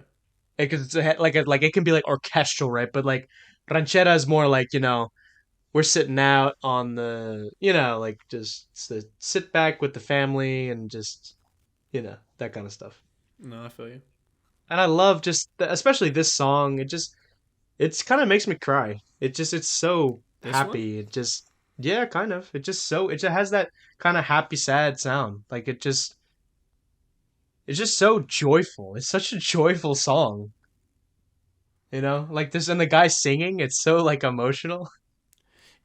Being I've never like I've, I've cried from various different emotions, but I don't think I've ever been overly happy to the point where I've cried.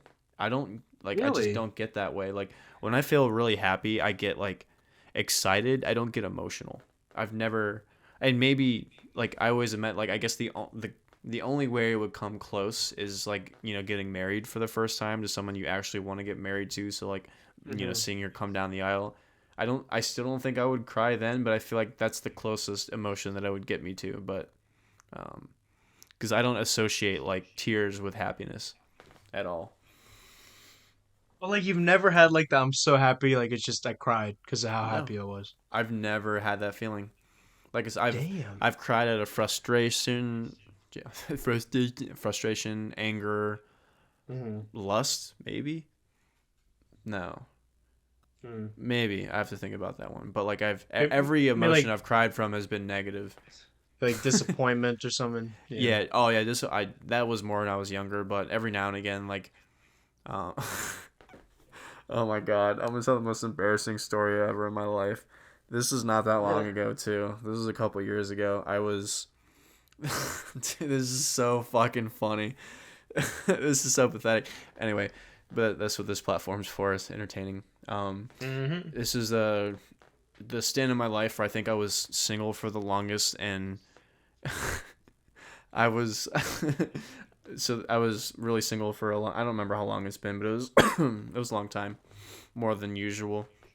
And I was Hmm. finally talking to this one girl that I really got along with, and so I was about to meet up with her for a first date, and it did not go well. It was the most boring shit ever. We couldn't do anything because of our time schedule, so the only thing we could do was just like sit in a fucking mall and like talk to each other, and for some reason it was way more awkward than talking over the phone or, texting or whatever. And the whole entire time was just misery. I knew it wasn't going to work out. And I had a night class. This is when I was starting at college, and I had a goddamn night class, and it was business law. So like I was not looking forward to starting this class, and I just remember like I was running late, and and it was raining, and so I parked kind of far, so I'm walking in the rain after this shitty date, and I'm late to my first class, and I just start crying when I get in the car, out of like disappointment. I Fucking wouldn't blame you, bro. dude, it was awful. It was just like I had enough of this day. And this is Man. like when I was 21 or 20. I was not that young. Dude, I'm 20 and I'm out here crying to Mexican music. So, That's a especially different this one, man. context, though. I guess. I mean, dude, I mean, who hasn't done that at some point in their life? I don't know. It's not It's embarrassing. just so unnecessary, though. It's just like, why is anyway? I don't know. I mean, as long as you didn't like make anyone else's day worse, like I don't really see what's wrong with that. No, I just think it's funny looking back on it. Like I said, I've never had a happy emotion, crying. Maybe that's where you and I differ. Well, I'm sure the potential is there. It's just I haven't had anything in my life to make me feel that way. There's songs that like I really connect to that like not cry, but like it maybe teary is more of an accurate description, but sometimes not even that. But it fills me with the same like beautiful, sad kind of feeling, but it feels really good.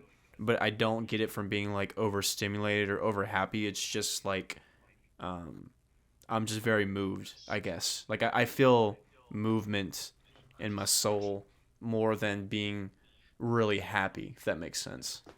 But it's not a It's hard. negative feeling. Yeah, I kind of see what you're saying. Like the way I don't know if it's necessarily like it's just you're feeling so happy it's sad. I guess it's just like or like it's so happy it's tears of joy. I think it's kind of like this kind of like you're just savoring this moment of awesomeness, right? Cuz like it just you kind of look at that like when I hear this kind of music and um it's just to think of like all of like the bad stuff, right? That's happened and then it just I and you know what like I just it just makes me look around me and it's like man, things got a lot better, right? You know, and like I'm thankful for what I have, and that's like what that last song really makes me think about. Yeah, I think it's that one is more of like happiness and appreciation. Like that emotion moves you to tears. Like it's not the actual act of moving to tears, it's just the emotion that it comes from. So it's like I've never had a super happy emotion that moved me to tears. The closest was listening to a piece of music where I really felt the emotion in the song, and that kind of moved me to tears, but that wasn't a negative feeling. Whereas the rest of the tears I experienced have been from negative feelings, but nothing overly happy. I got you. So that's more what I mean. Um, yeah. Um, but like a lot of these kind of songs, not just the last song, but a lot of these songs really make give me that similar kind of feeling. Like Tu Amante, I really get that. And Yeah. just a lot of Latin music in general, because a lot of what they talk about is just really like just um, just really simple, just positive things. Because a lot of music we listen to, um, where we come from, is just so negative and nihilist. Typically, that's not all that. That's not what I'm saying, but I don't know. It just something about the way that Hispanics and Latinos do make their music and what they sing about and what just the way they sing and compose with their heart and soul and just talk about how much they love life and how much life is beautiful. You know, they like that. That's in a lot of these songs and how like just enjoying life. You know, like I'm sure you're familiar with the motive "Joie de vivre." I feel like I've heard it before. It's yeah, it's like the abstract, like kind of subjective concept of happiness, right? Yeah. Whereas like, because there's the happiness in the sense of like where it's like the scientific, like you just kind of feel good, right? Not like just like your pleasure and like dopamine receptors, but also just like how safe you are, what is actually, like how much stakes there are, how hard your life is and stuff like that. Because it's obviously like if your life is easy, it's just things are just going to be like, because there's no stakes. So it's like, oh, nice, But that doesn't necessarily correlate to like the true long lasting happiness, right? Which is what I feel like a lot of these music, like a lot of the music that comes from these kind of cultures really emulates that difference, right? Because a lot of these people come from fucked up countries, and they Yeah. come from these like just either like war torn, like socialist takeover, kind of just like totalitarian, whatever it is, or they grow up in these like neighborhoods that are terrorized by like gangs and stuff like that. I just feel that like that togetherness of family, because like just the way that families stick together, even when they come here to this country, they stick together. Like, no, we're never leaving. Like, it just I don't know. No, and I definitely can sense that in the music, and I think part of the reason why I don't connect with it is I don't think it's a cultural thing. Obviously, I've never had a rough life, but I've had like fucked up things happen, and I've had failures, and I don't think I've had I've probably had like two near death experiences in my life. So to me, when I attribute like my happiness is temporary. So like if I like obviously like what is true is you can't appreciate what you have until it's taken away, or if something bad happens to really let you feel that safe and security. But for me, I don't feel happy just innately when I have the things that, or this is a bad way to phrase it.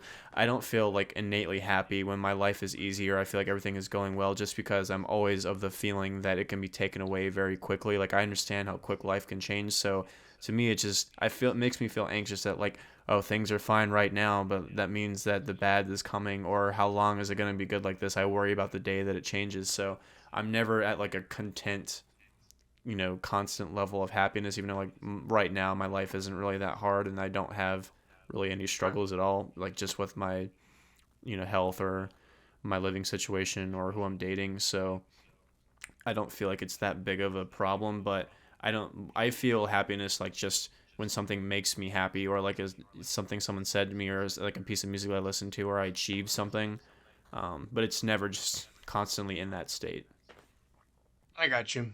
But Um, I can empathize with this kind of music and the people that do come from hardships and they have a strong core values of family and escapism in the music. And because you have both sides of the coin, right? You have the more aggressive and violent music that is a response to the trauma, and that's a great way to get out that repressed emotion or all the repressed emotions that you have in yourself. And then there's the other one where it's you make it overly sensationalized and happy, and this is what you aspire to be when you're when you're safe and when you're calm. Where it's a opposite reaction to all the nihilism and all the other shit that's going on. So I think in that respect, it's really cool to see both sides of the coin being expressed in music as a response to trauma. I think like right. I think you have a good take on that. I think this kind of music that we talked about and a bunch of because obviously I've gone on the Latin music rabbit hole, right? A lot of it I think is honestly like the like I wouldn't really put that as like the other side of the coin. Like I think the other side of the coin would be something else, like pop music, I guess, or something that like imitates this sort of like artificial kind of overly positive um feeling. Whereas like I think a lot of this music, it's just because like it's not reactionary, right? Because I feel like a lot of like a lot of like punk or whatever, and even rock to an extent, and a lot of that angry music, a lot of it just it's reactionary, and so is a lot of this pop music, right? That's just overly happy just because they need to, we just need to feel happy because there's no reason not to. So, um, and then I just feel like this music, like it's not reacting to anything. It's not reactionary. It's pro creationary. It just feels like they're just being. It's a very hard concept to put into words, but do you sort of understand where I'm going with this? I think the pop aspect is more manufactured. I don't think that's more of a response, but I mean, music is reactionary, and that should be the point of music. It should not be, overly produced or overly manufactured. It should, on a certain level, be raw and reactionary. And what I'm what I mean was like two opposite sides of the coin, where you can have that adventure escapism, or you can have a dystopian sort of setting, right? So you can set up two fake Okay. worlds to escape to, and whatever helps you and connects with you, and forget all the evils in the world or rejoice all the pleasures in the world. That's what you connect with more. But I just think it's interesting the contrast of how different people are and what they choose to respond to and what correlates with how it makes them feel inside. So that's why I think it's interesting where we have super aggressive music and then also super pleasant music, but not like overly exaggerated like pop music and some sorts of metal. You know what I mean? Yeah, I guess that was failure on my part. I don't know if that was the right analogy to make.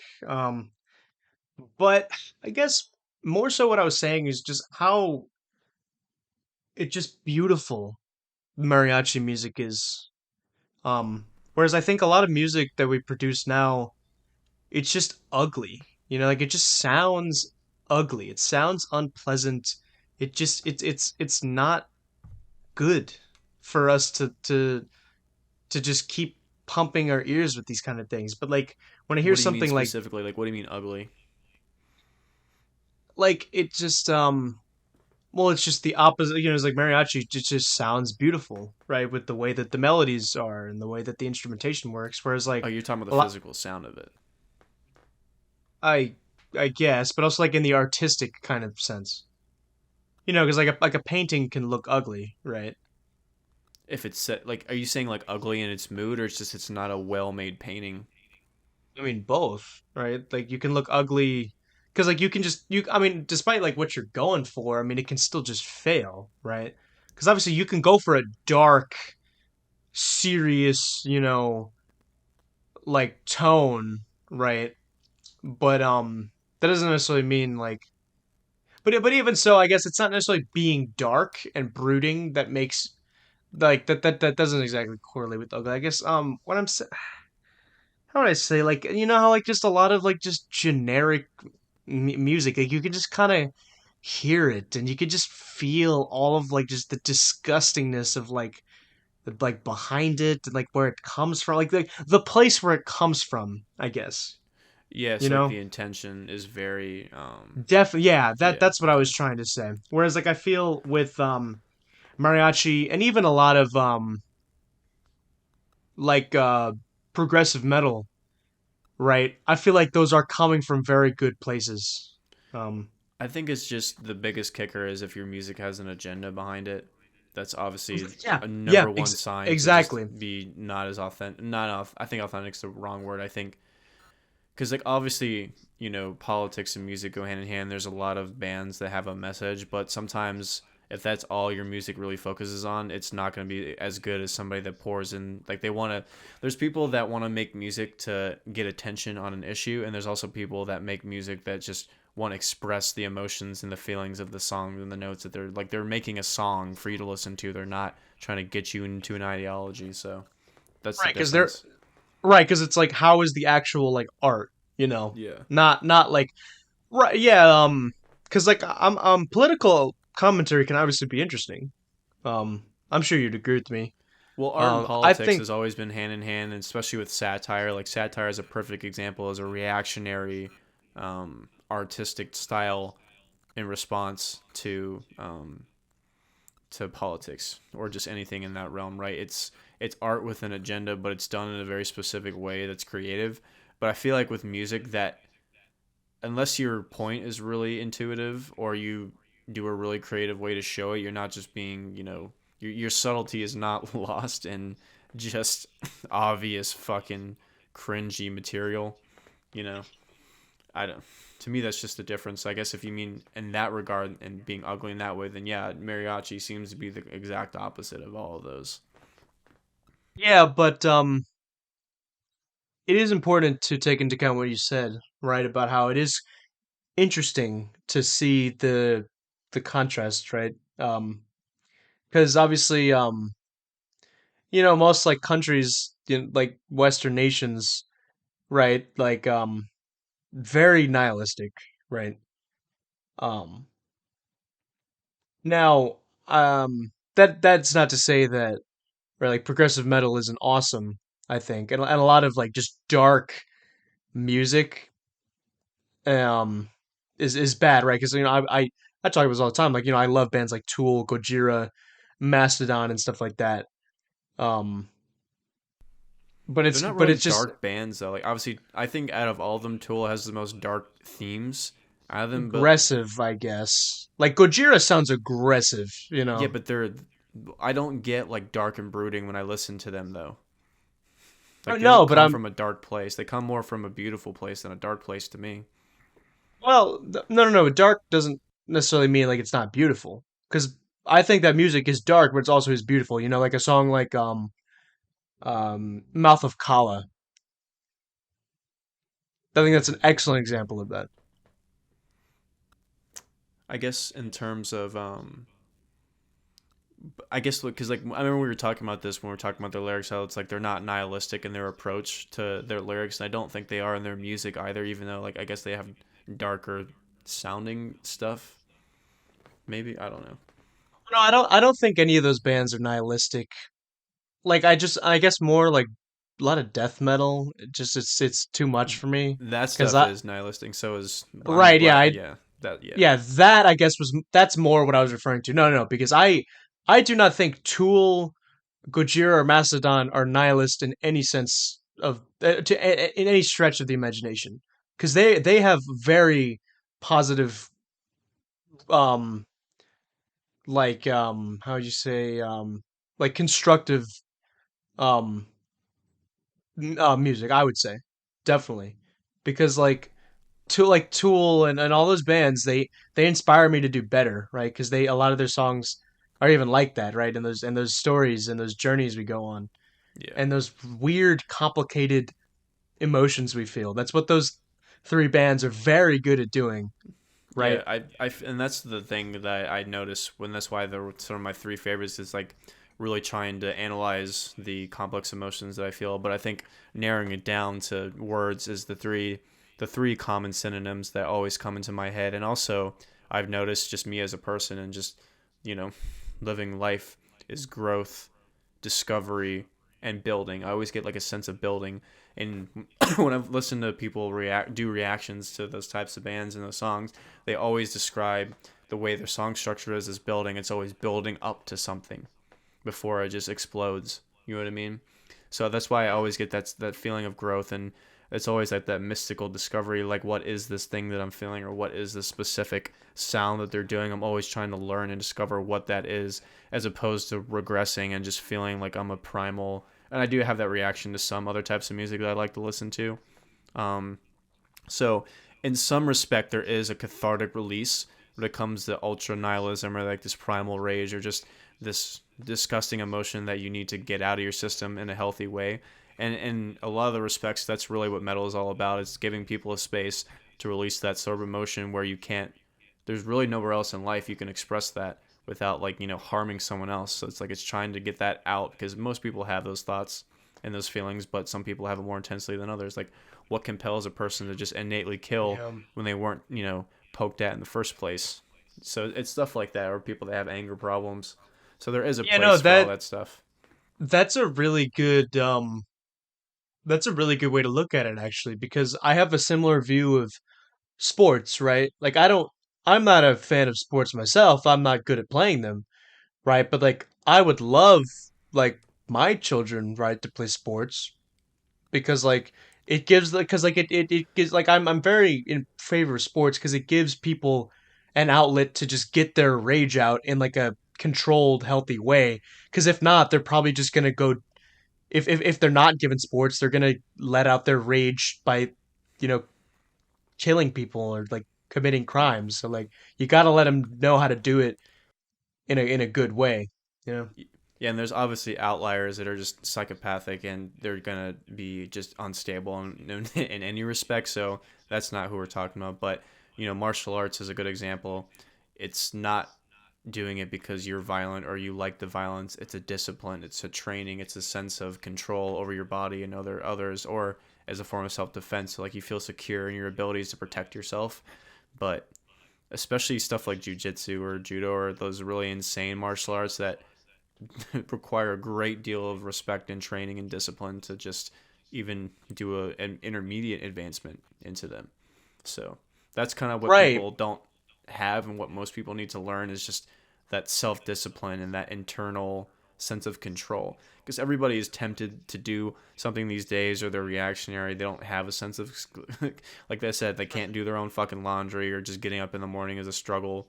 No matter what mental illness that you have, people lack self discipline, and that's not like a boomer take. Like it's just true, and it's not to say that it's hopeless. It's just like that's the most problems that people have is they don't have great control over themselves, like addiction, Yeah, it's just a lot of anything. it. Right. I mean, I just think a lot of it's just people just don't know what's up. I think people just don't. I mean, how would you say like I mean, I with like a better way of putting it, like just think a lot of people just don't get it. Like a lot of people just don't get life. Well, I think it's because they don't do any reflection. I think it's really important to sit and reflect and also analyze things. So it just trains your brain. Like playing chess, you're analyzing shit all the time, 3 moves ahead. Playing music, you're trying to analyze patterns and create patterns. You're using your brain in a different way. Doing a martial arts, you're analyzing moves and you're thinking quick on your feet. And you have to say, if I do this, what happens? Like, what are the consequences of me throwing my body in this way? What will he do if I do this?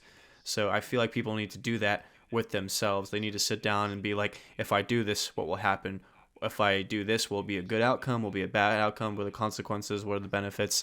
You know, this pleasure that I have, what happens if I go too overboard? What can I specifically do to moderate that? Like people don't have those kind of conversations. They do it in hindsight, like when they fuck up and they're like, "Why do I do this? I need to change." But they don't just sit down and do it when they're neutral.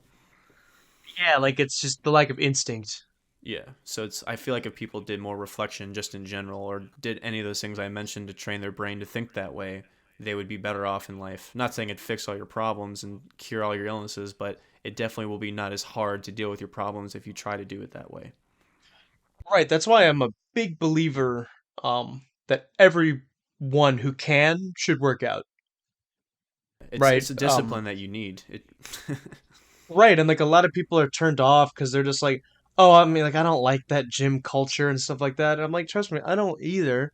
They don't have to go to the gym. They can do it at home. They can go on a run. Like they don't have to go to the gym. Yeah, no, exactly. Like just that doesn't mean like you have to lift weights just to look good, right? Like exercise could be a bajillion different things, right? Get up in the morning and do fucking push-ups and planks. Like you don't even have to leave your bed 2 inches. Like fucking just if you like, it's hard. Like it's hard. It's easy to set a goal. It's hard to do it right. So it's like how many people can wake up in the morning and just do that? The first thing they do, they've trained themselves. Like every morning, I wake up and do 20 push-ups. Let's say, right?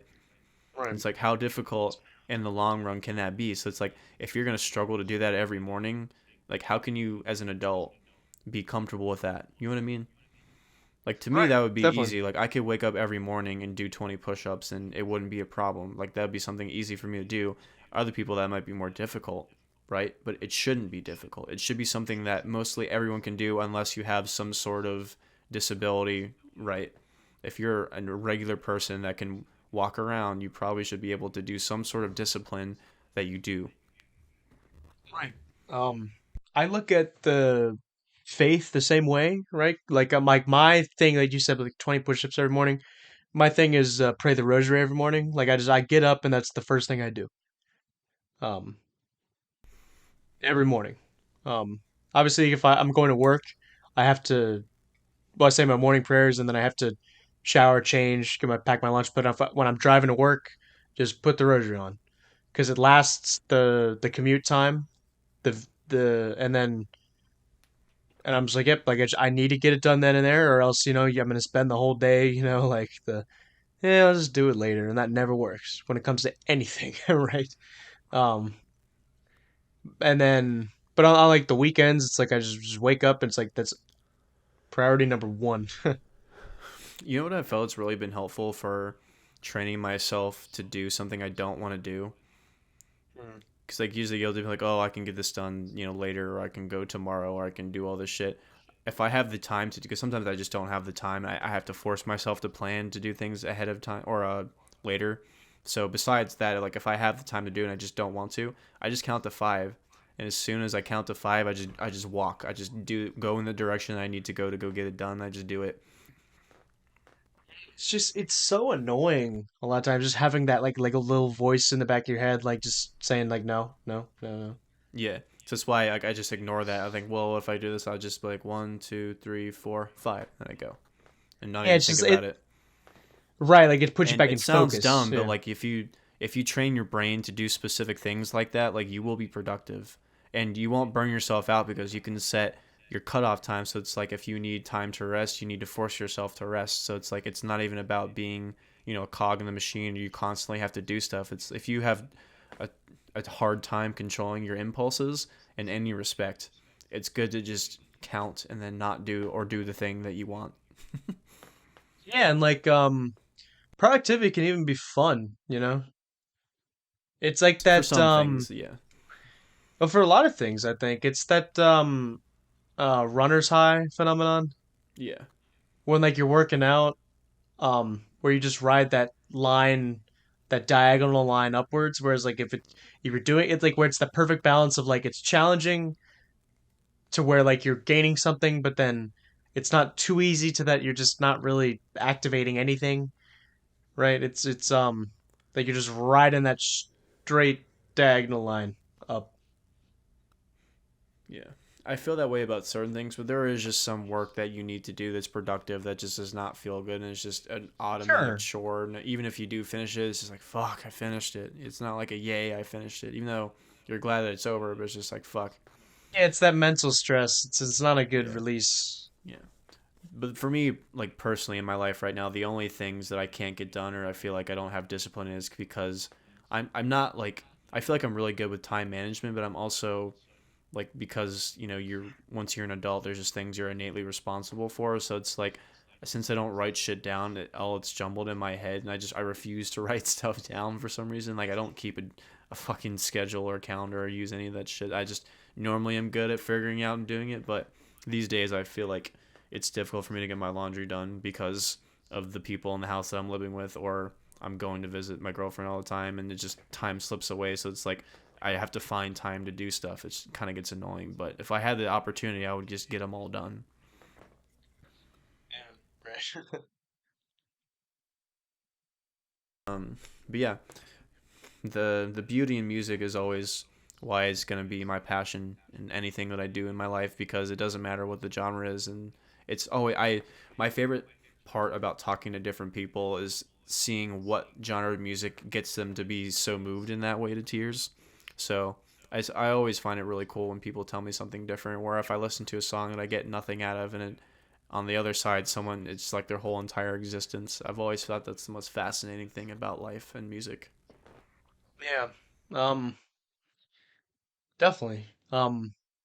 Like you're saying that when you find the other people and like what they get out of the music, a lot like how like there's music that like people listen to it when like when we were younger and they listen to music just because it's popular, and you just feel like why like do you actually care about like what the actual music is, you know? Like do you actually like it because you like what it is, or you like it just because it's popular, you know?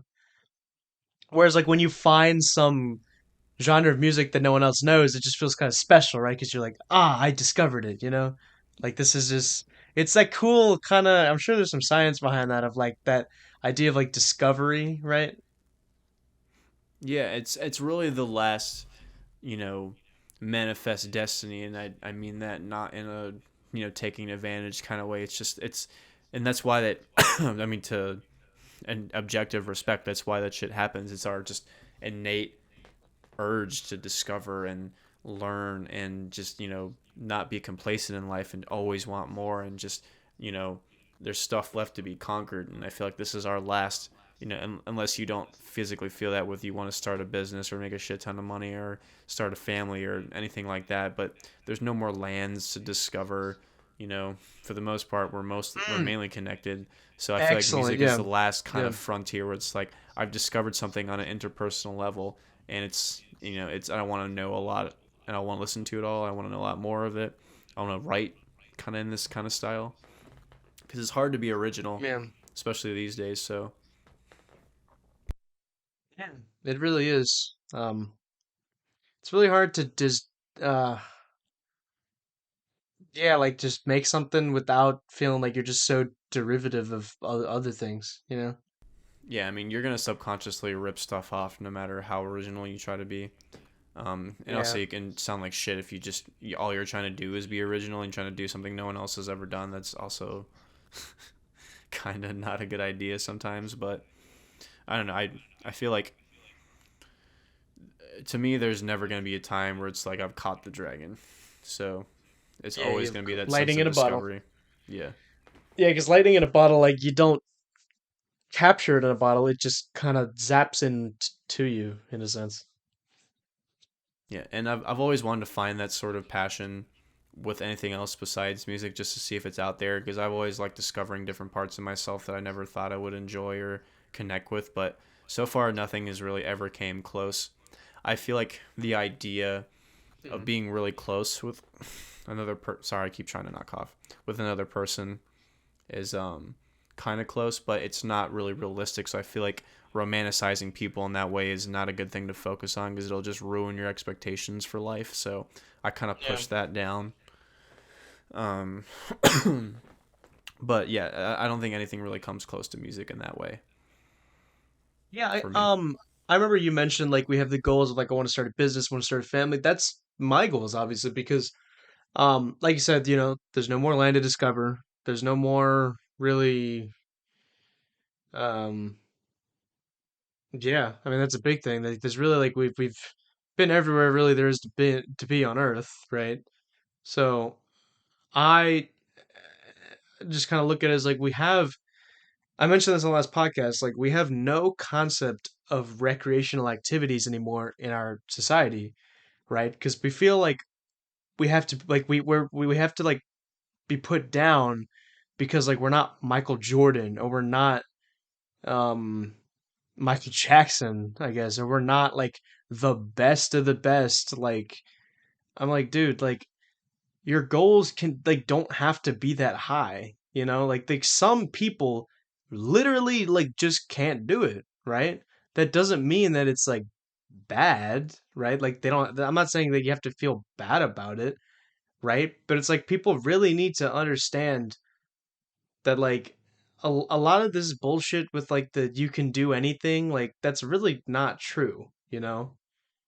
But I think, well, I guess maybe that it's not that it's not true, just people misinterpret what it means, I right? really wish people just focused on, as opposed to you can do anything, use that time and energy to find things that you're good at, because there's a lot of stuff where if you just take the time to practice and perfect it, you can get relatively good at it. But there's just some things you're never going to be good at. So I feel like you should spend the time trying to find something you're good at and that you enjoy, and if you have a passion in doing it, that's just a bonus.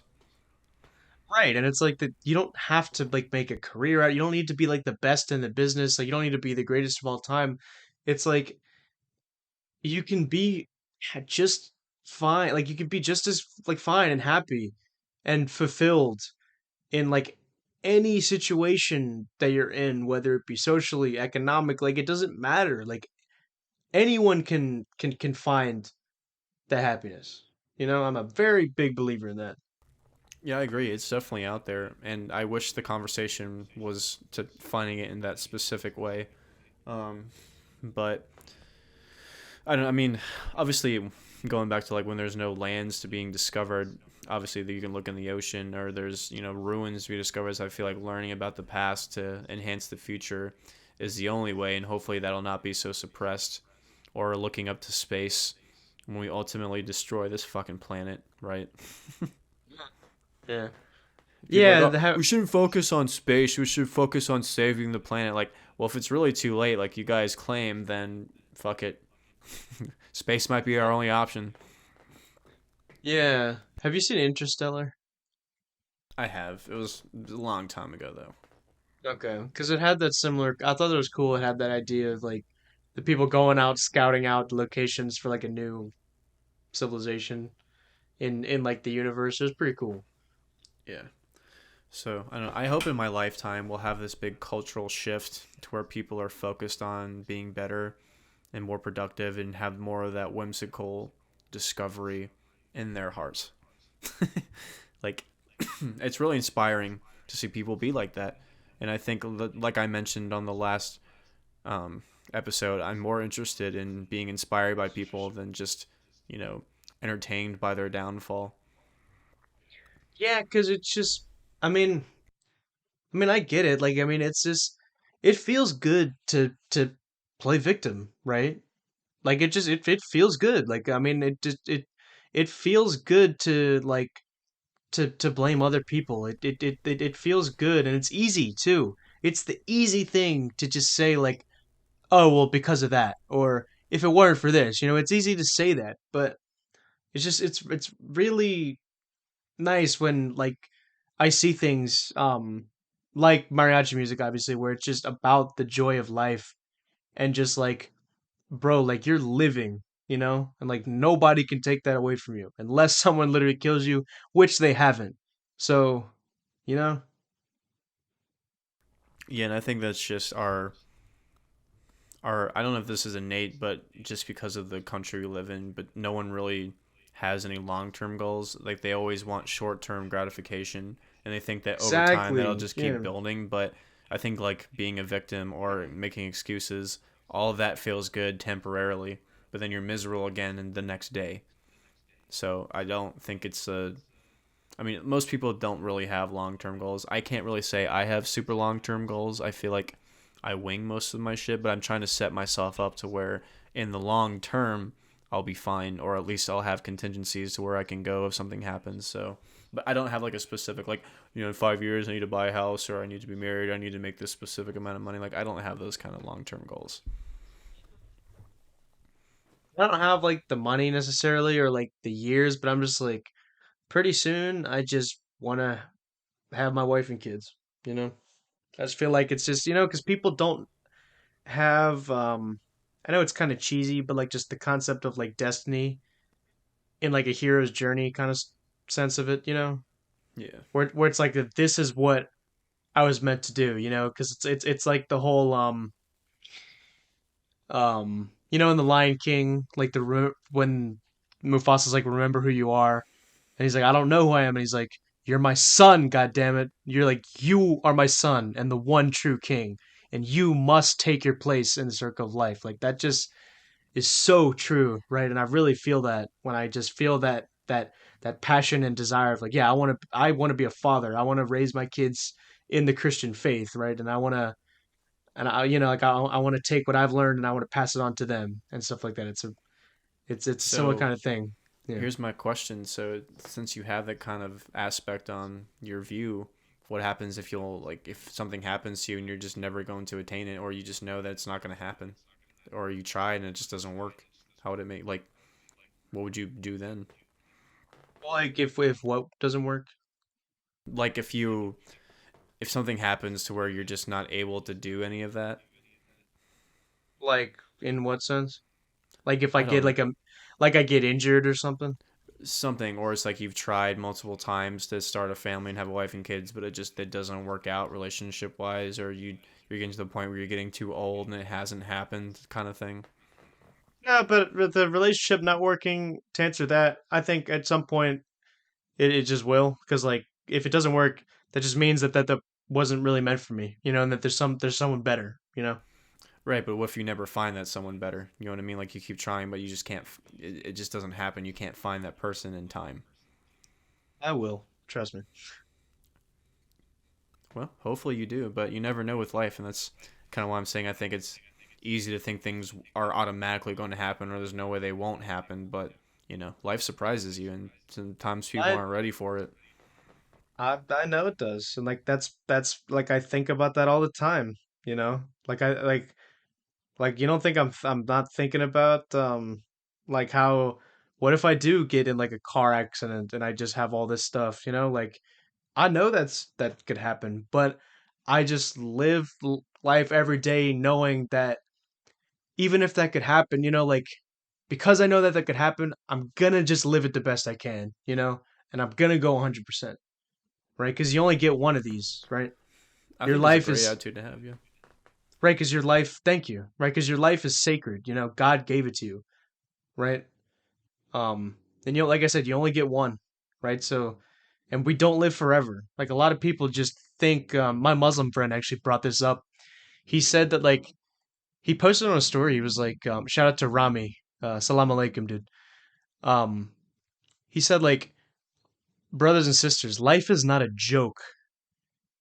How do you know that you're going to be alive in 30 years? You really don't know that, right? So like what are we doing, guys? Seriously, sit down and think like what are we doing? I don't know. I think it's hard to really sit down and ask that question because humanity as a whole is not really going in an advancement kind of state. So it's hard to be like, what are we doing? Are we wasting life? Well, what else could we really be doing? Like what else could you be doing that's so extravagant, right? So I feel Right. like if you don't have that sense of discovery or you're not good at things, I don't think it really matters. You know what I mean? Like you could be doing anything and it's not going to really make an impact on anything else. So as long as you live your life with no regrets, you don't fucking hurt other people, you don't feel like you wasted your life or you're just not a waste of life. It doesn't really matter what you do, really. Well, no, he was not asking that since he was just saying what are we doing like in like a criticism of like the decadence of society and how people just like don't really get what life is about. No, I get that, but what my rebuttal is to like it doesn't really matter because it doesn't matter what people do. Nothing will really change as a whole. So it's like as long as you personally don't have any regrets about your life, who cares? No, right. Like that I have a similar ethos, right? So I'm like really at the end of the day, right? Like decisions you make, that's between you and God. I really don't have any say in that matter. I can disagree and I can say, yeah, I don't think you should have done that, or yeah, that's kind of really bad and you shouldn't do that. Even if I don't say that, I can think that personally to myself. But if you are legitimately happy with where you are, okay, like that's great.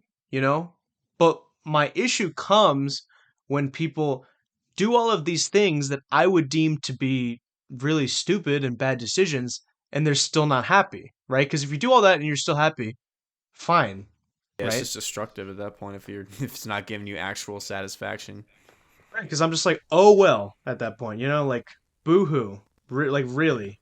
But it's like if you are happy, I can't Yeah. take that away from you. So Yeah, and I hate that most people are miserable in that way and all their actions just are it's just an like that's their inner reflection is just the shitty things that they do and they feel because they're just not content in their life and that's the other reason why I like being in this space.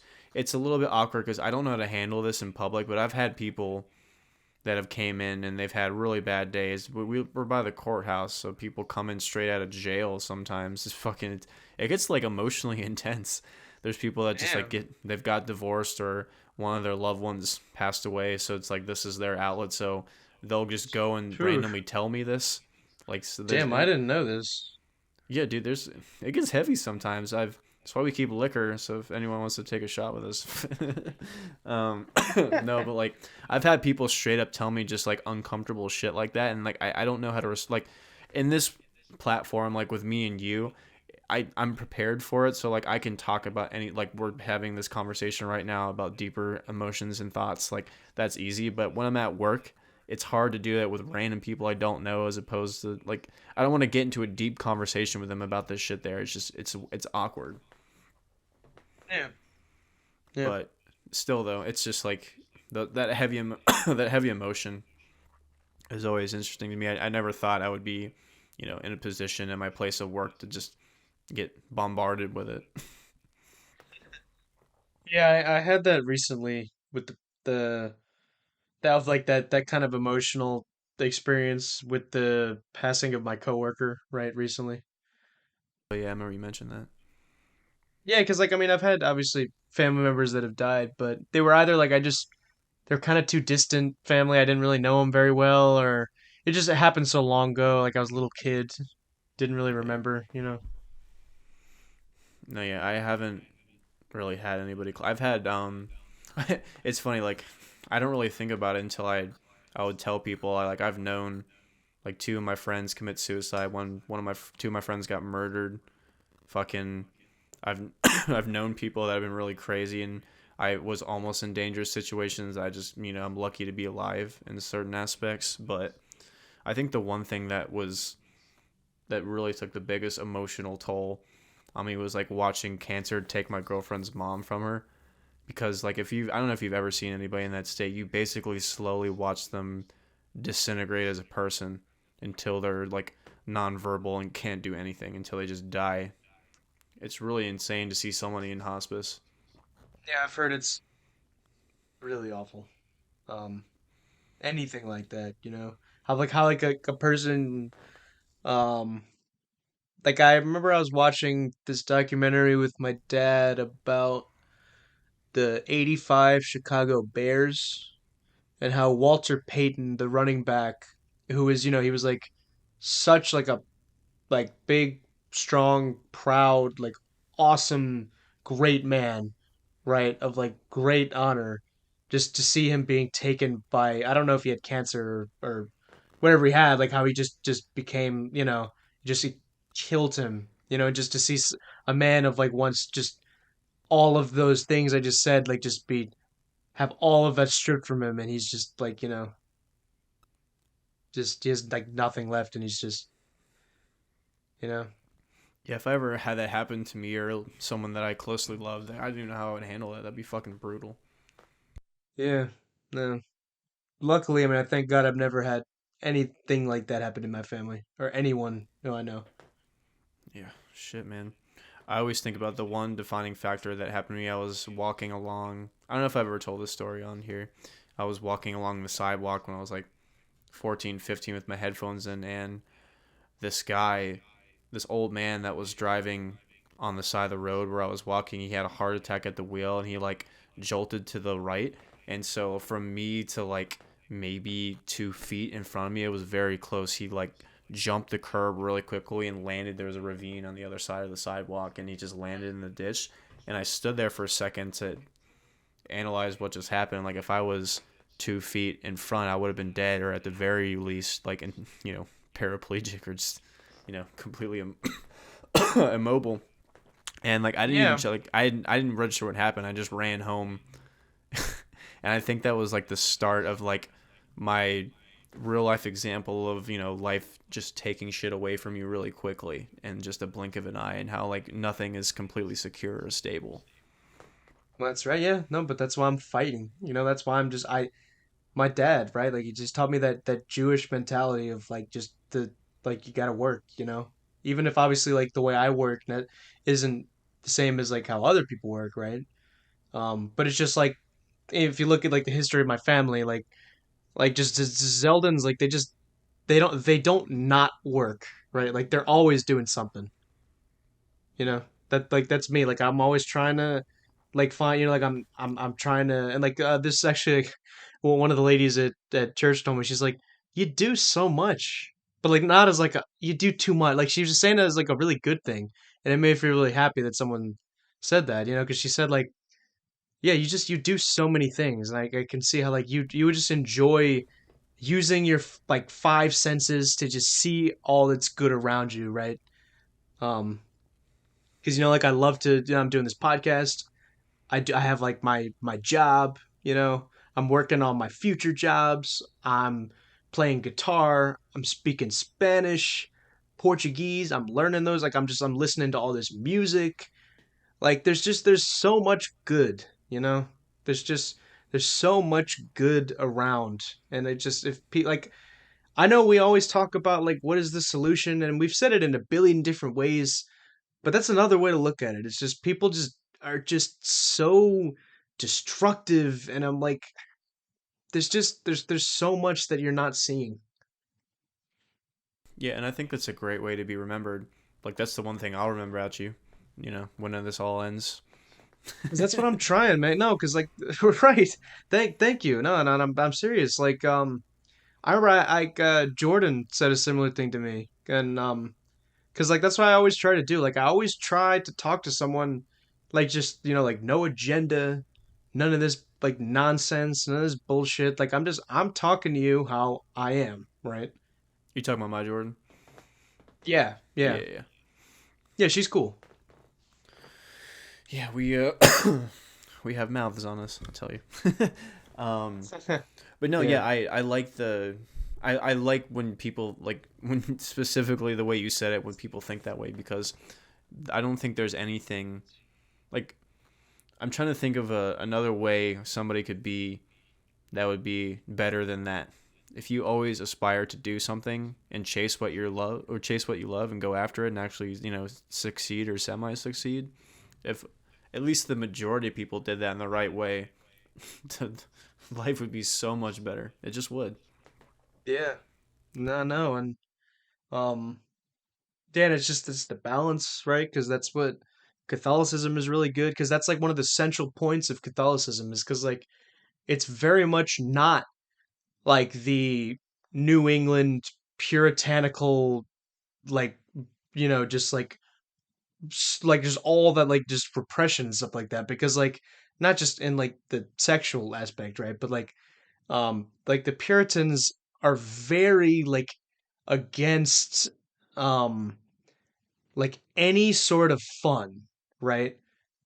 Not just like because like I know obviously alcohol is the biggest thing, and that's one of the big, that's one of the funniest and enduring signs of our puritanical heritage in this country is like all our alcohol laws and everything. Like they can kind of get ridiculous. Um, Yeah. but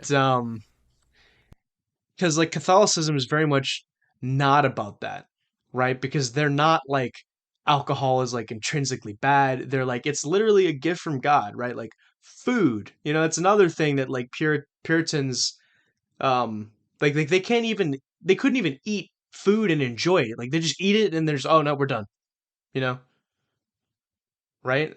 And I just think to myself like that's just that's not Jesus. Like Jesus like Jesus wasn't like and I can see how a lot of people look at like Christians and they have that archetype and that like kind of caricature of like like Christians and like evangelicals are just like that like they're just a bunch of like stuck up self-righteous arrogant ugly annoying like cultureless like sexually repressed assholes that just need to have this religion to feel better about themselves and to tell other people what to do because they're miserable and they just want to bring everyone else down with them. And it's like that's kind of true in my opinion, at least for the evangelicals. But I just think like with Catholicism, you get that balance, right? Because a lot of it is like it's just it's the beauty I think really in the balance because if you look at Catholic cultures throughout the world, they know how to have the most fun, right? Like Latinos or the French, the Italians. the Southern Germans with the Oompah music. I love that stuff. I love the Bavarian kind of aesthetic and culture, right? And I feel like wherever there is Catholicism in the world or has the mark of it at some point, it really has that joie de vivre, right? That's how I see things. I think we would have more of that here if we weren't just such in a polarizing time.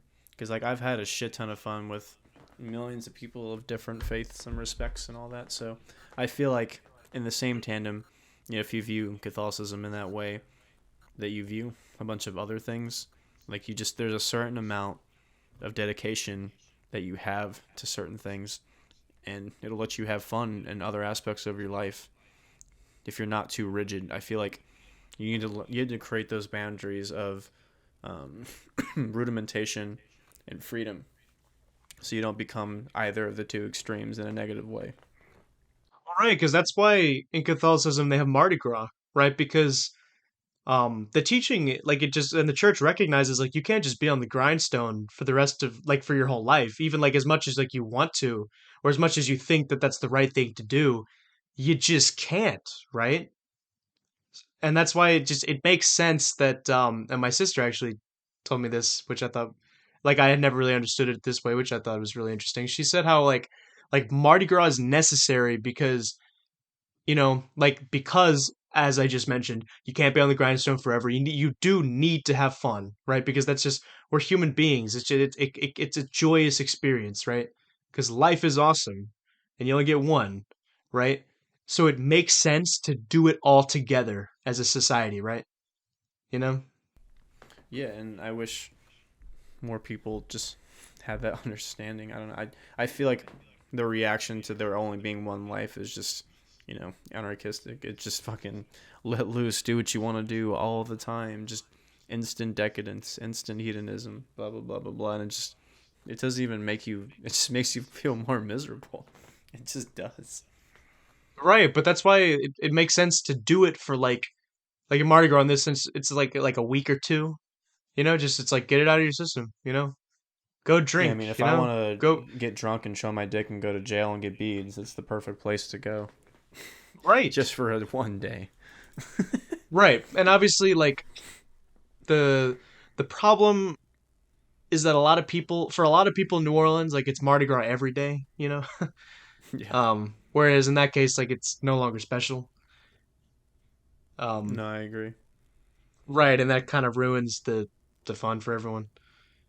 Um, but really, that just therein lies the beauty for me, because you get everything. You get a little bit of everything. Everyone gets a little bit of everything. I think in Catholicism. Catholicism. Yeah. I was. Yeah, and I didn't think you were gonna necessarily be on the same page, but Well, no. So I mean, my issues with Catholicism has just been like specifically just institutional, and that's just my problem with most things. Is the people that claim they have power are just retarded. I no, mean, that's there's just that's no other way no. to plainly see it, but it's I mean not. that's true. It You're not doesn't. wrong. But You're my not point is that it wrong. doesn't matter. Like it's like who gives a shit? Like do what you want to do, and practice your own views of your beliefs, and just don't if you think something's wrong, you don't have to follow that specific teaching or that specific way. Just do what you need to do, and just don't fucking affect others. But um, I think the one thing, because obviously spirituality is a super personal topic, and you ask anyone most of the time, is especially here, because they have people of different faiths and cultures and countries and whatever have you. So everybody's going to have a different idea of what it means in the afterlife and just currently on Earth. So it's always Jesus Christ. I hope I'm not getting sick again. It's always interesting to see different types of people having fun and what that means, and their different types of food that they eat, the games, the music. So I like learning all these aspects from people. But it's always weird because I always have my own individual set of ideas, so it never really matches with other people. So I always feel like I'm constantly, by myself, because half of my day is just listening to what other people believe, and I feel like I don't really resonate with a lot of it. So it's always just like, oh, that's interesting from the sidelines, and I kind of just continue to do my own thing. Yeah, half of my day is just listening to Spanish music, Yeah, which is just I love it. My job, I don't give a shit that I have to wake up at 3 o'clock in the morning because I know I'm not gonna have to do it for the rest of my life, and I know that like one day it will be worth something, right? And also, I can listen to whatever music I want. It doesn't like no one can tell me otherwise, right? for now. We'll see what Like, happens the next couple of years. right. Well, I mean, yeah, no, that's true, but that's why I'm enjoying it right now because it's there. So, Yeah, that's my philosophy. Just enjoy it because I feel like it's gonna be taken away, especially, with that recent event, the fucking train that got derailed in Ohio. Just like that shit could fucking happen anywhere, especially living so prior close to to train tracks where we live. It's just like, dude, anything could fucking happen. Like we could flown into fucking Russia right now, or go into fucking Taiwan to fend off China, or defend some fucking power grid hack. So now we're out of water and electricity. So it's like I feel like there's very real dangers that could happen within the next 15 to 20 years, and it's just like I'm not ready to fucking face this shit. oh, 100%. But like that's why I mean, it's just the mystery of tragedy, right, and suffering, and like why is it that we can have the joie de vivre, but then we also have like you gotta send my boy to the Vietnam War. It's just it doesn't really make sense all the time. Really does make sense really hardly any of the time. I don't think But it has to make sense. It's just like, really, what the fuck? Like, because I know that all this is nonsense, and so like I have to put my life on the line for it, or better yet, I fucking die from it. Like, dude, that'd be so fucking lame. I swear to God. I hope we're not in the time where civilization collapses. I really hope it's not in my lifetime. you know what? Honestly, I really have faith that it's not. You know? I hope people are just gonna come together in the worst of times and realize we're gonna have to work together because I don't know, this tribalism we have going now is proven throughout the entire history of man to never work. So Yeah. I mean, I had similar kind of feelings. Like, I just was like, yep, the world's gonna end soon. But I'm like, you know what? It's not. I feel like every generation feels that if you ask them, but I don't know. It's just I'm not saying it will. I'm just saying I hope it doesn't. Right. I Right, but feel like even it, if it is, but still, it's just like I really hope it doesn't. right, but even if it does, which people thought was gonna happen, like in the Dark Ages with the plague and stuff. You know, I mean, even people in the Dark Ages were like, let's just have fun. We're gonna die anyways. That is Yeah. our great ability to smile through suffering, or just try to find ways to distract ourselves, or make up games, or again, music is a great So, reflection of that. So, I don't know. yeah, it's just I'm glad to it's be living in a time where I can experience pretty much anything I want to if I really look for it. I know, and like in the right way, right? Yeah, on Like my own terms. right. In your like disciplined, refined, like mature, developed terms, right? Like your terms in like the right way. Because Yeah, if you have like, yeah, because if sorry, go ahead. people like, I think the vast majority of people don't uh reap the benefits of the internet like we do, right? Because I think um like the vast majority of people like the internet has just completely like just destroyed their brains, right? But like for us, like obviously, like I've been able to share with you this great music and like vice versa, right? But like you can be like a fan of this music that's not from here. I can be a fan of this music from across the world, and it's such a cool experience. Yeah, I mean, in some ways, I feel like the internet's really destroyed my brain and my stimuli and the way I perceive fun, and also Right. I just mean, it's my it's it's it's a trade off. yeah. I Because like I definitely think you have to do it in the right way. You really have to set yourself with boundaries on the internet because if not, you'll just be a fucking slave, and your eyes will go bad quicker. Your brain gets turned to fucking mush. It's probably proven you get dementia or all that shit a lot easier if you turn off parts of your brain like that. So Yeah, because it dulls your imagination and stuff like that. I feel And like it only like dulls your the imagination if you don't create anything. If you're just succumb to watching it, you don't try to make anything. I feel like what it's. I mean, yeah, well I right. mean, It's the consuming without producing. let me rephrase all the fucking shitty TikToks that people make because they think that they're gonna be interesting or famous. That's not what I'm talking about. I'm talking about like you actually spend time to make something tangible, and not just try to capitalize off a trend with not Yeah. actually having talent or anything like that. And obviously that's subjective, but putting in legitimate work as opposed to just spending time doing bullshit Yeah, right. and not actually thinking about what you want to do. Right. Right.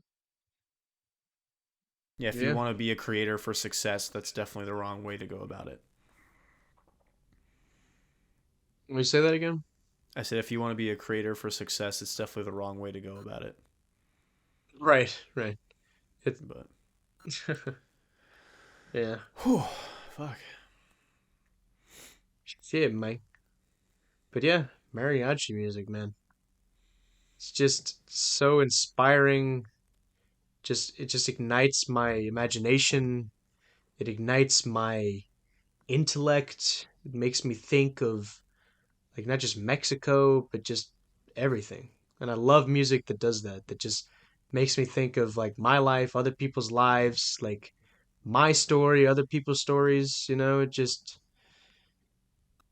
It's a cool piece of humanity. Yeah, and I'm very curious to because obviously genres evolve and grow, and I'm curious to see what the next iteration of it would be. I don't like.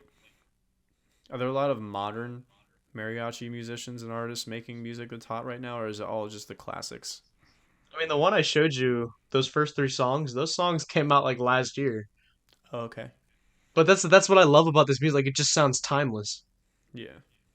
Um, yeah, I mean, because the people are still making it now, and it sounds pretty much the same.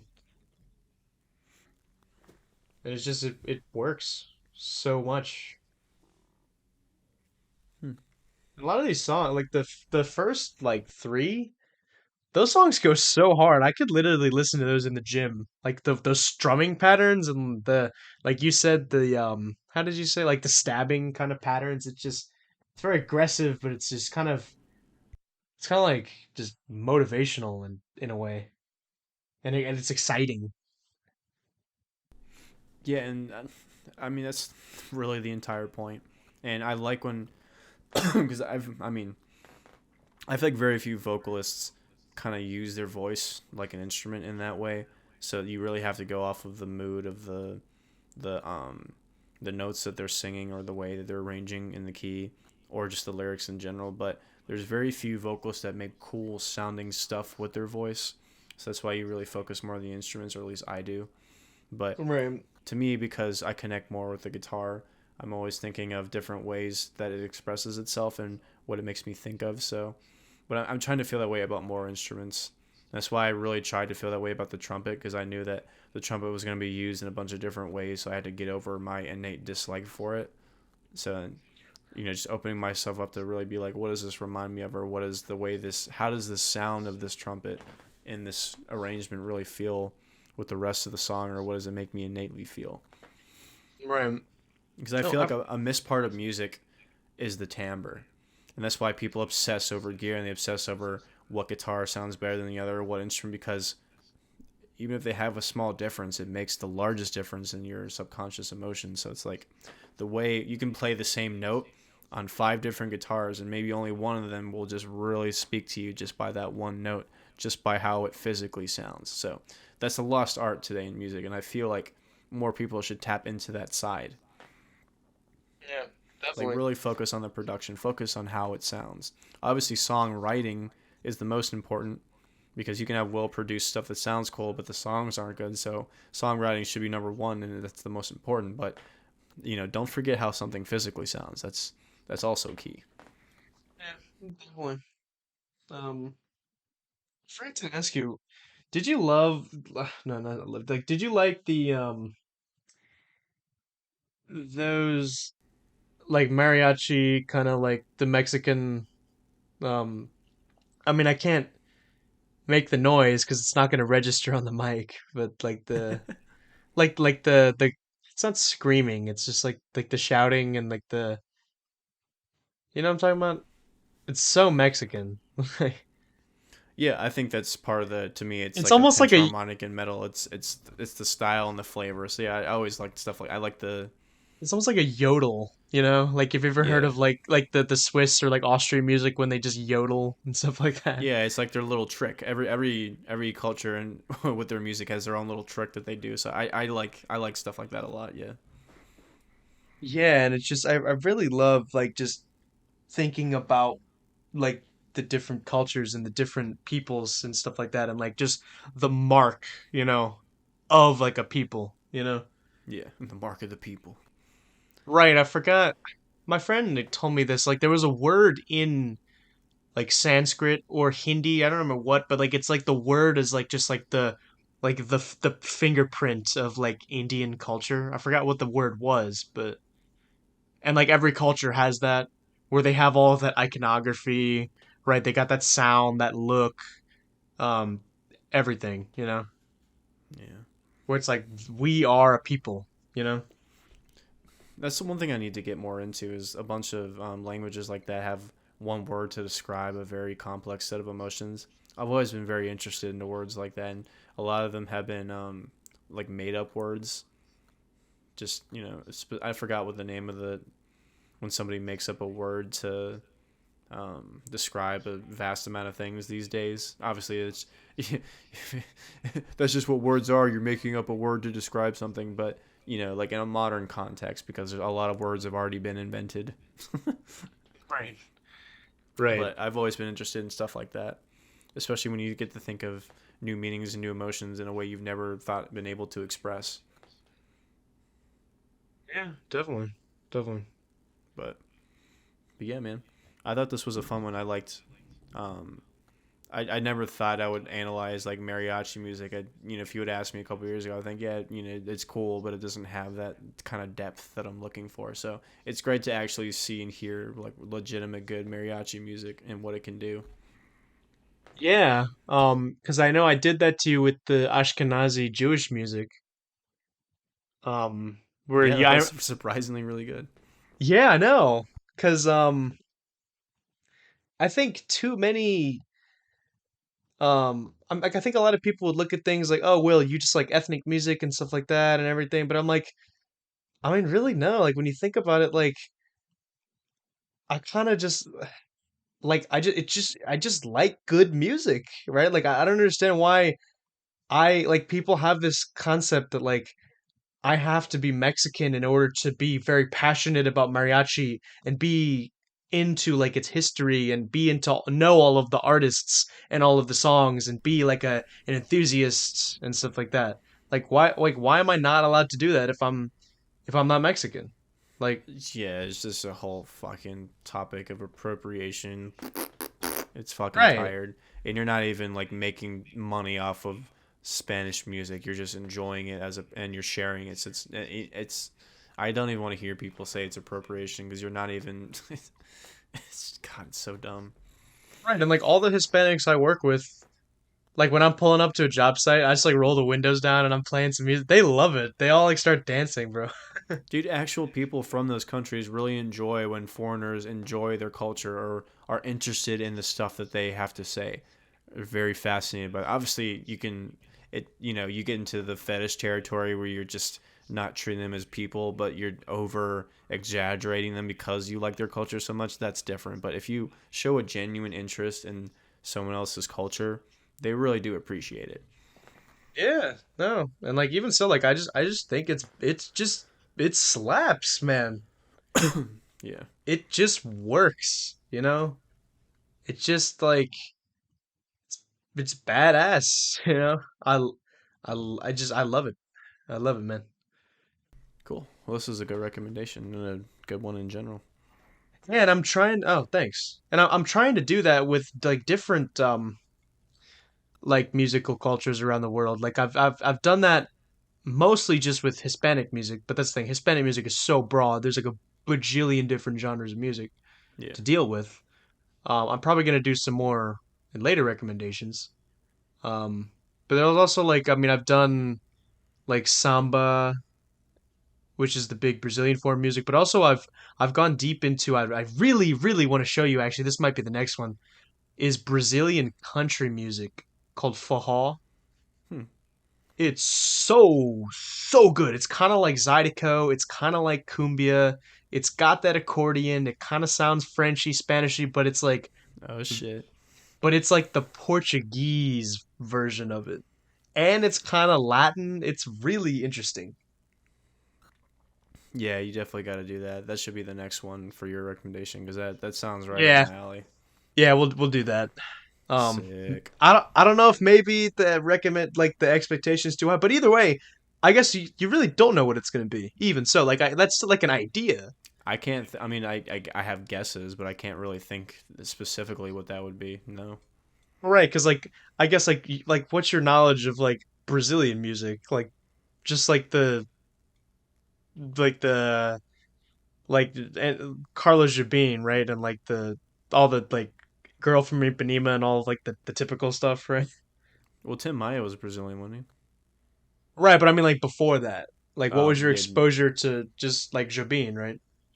I guess. I don't know. I don't really know too much Brazilian shit. Right, but like you kind of knew what like samba was, right? Yeah, I knew what samba was, Right, okay. So but like because I'm not immersed in it, it's just like I'm only my experience is the couple songs that I've heard playing from other people. You know what I mean? maybe I should go with that though. Maybe I should like go with samba because that's like it's like mariachi where you're like, oh, it's cool, but like I think I would is enjoy the first one more. well the faja. Hmm. Okay, I'll go with that. Um, yeah. And it's a similar kind of thing. Like I've done with that. I'm like, yeah, I got Brazil. You know, like I get it. I understand what they got. You know, and like I understand Mexico. I know what they got. I understand Colombia. I know what they got, and stuff like that. And I'm just trying to do that with more cultures now, right? So like I really want to go to like I want to try to learn and like be familiar with like polka and stuff like that in Eastern Europe. And I know there's like what's it called? Like I already like it, but I'm not like familiar with it in the sense like I don't know artists, I don't know any particular songs. Like I like Irish music and that kind of Celtic folk style music Hmm. with the fiddle, I think it is. Yeah, the fiddle. Yeah, I love that kind of music. I think Irish music is really good. Yeah, I've heard some of it. Some of it's kind of strange, but the folky medievally kind of sound is cool. You know, it makes you. Yeah. I always thought tap dancing looked stupid, but looks like fun still. Hey, like that Irish like step dancing or whatever it is. Yeah, it always looked dumb as shit, but Right, but I mean, I'll give them points that they really don't give. Like they don't care. Like they're no, I just don't like, give a yeah, shit, and they shouldn't care. I just think it's funny. right, yeah. No, I mean, I think a lot of like, yeah, right. Like I might think a lot of shit is funny. Like I think certain languages sound funny, right? But it's like, yeah, whatever. Like I said, I don't think it should be taboo to think things are funny or to make fun of shit. Like nothing should be held to that serious of a regard in anything Right? Because really. it's like, because I'm like, bro, like if this is something we're not used to, like it just makes sense that we're just gonna be like, oh, that's strange, you know? Yeah. Yeah, I really Um, don't think anything is off limits. I feel like we cope with humor and it's a really healthy emotion. right. Yeah, I even like oh, and I did it with like not just the Ashkenazi music, but I did it with like the Mizrahi Jewish music, like all the Middle Eastern kind of Jewish music.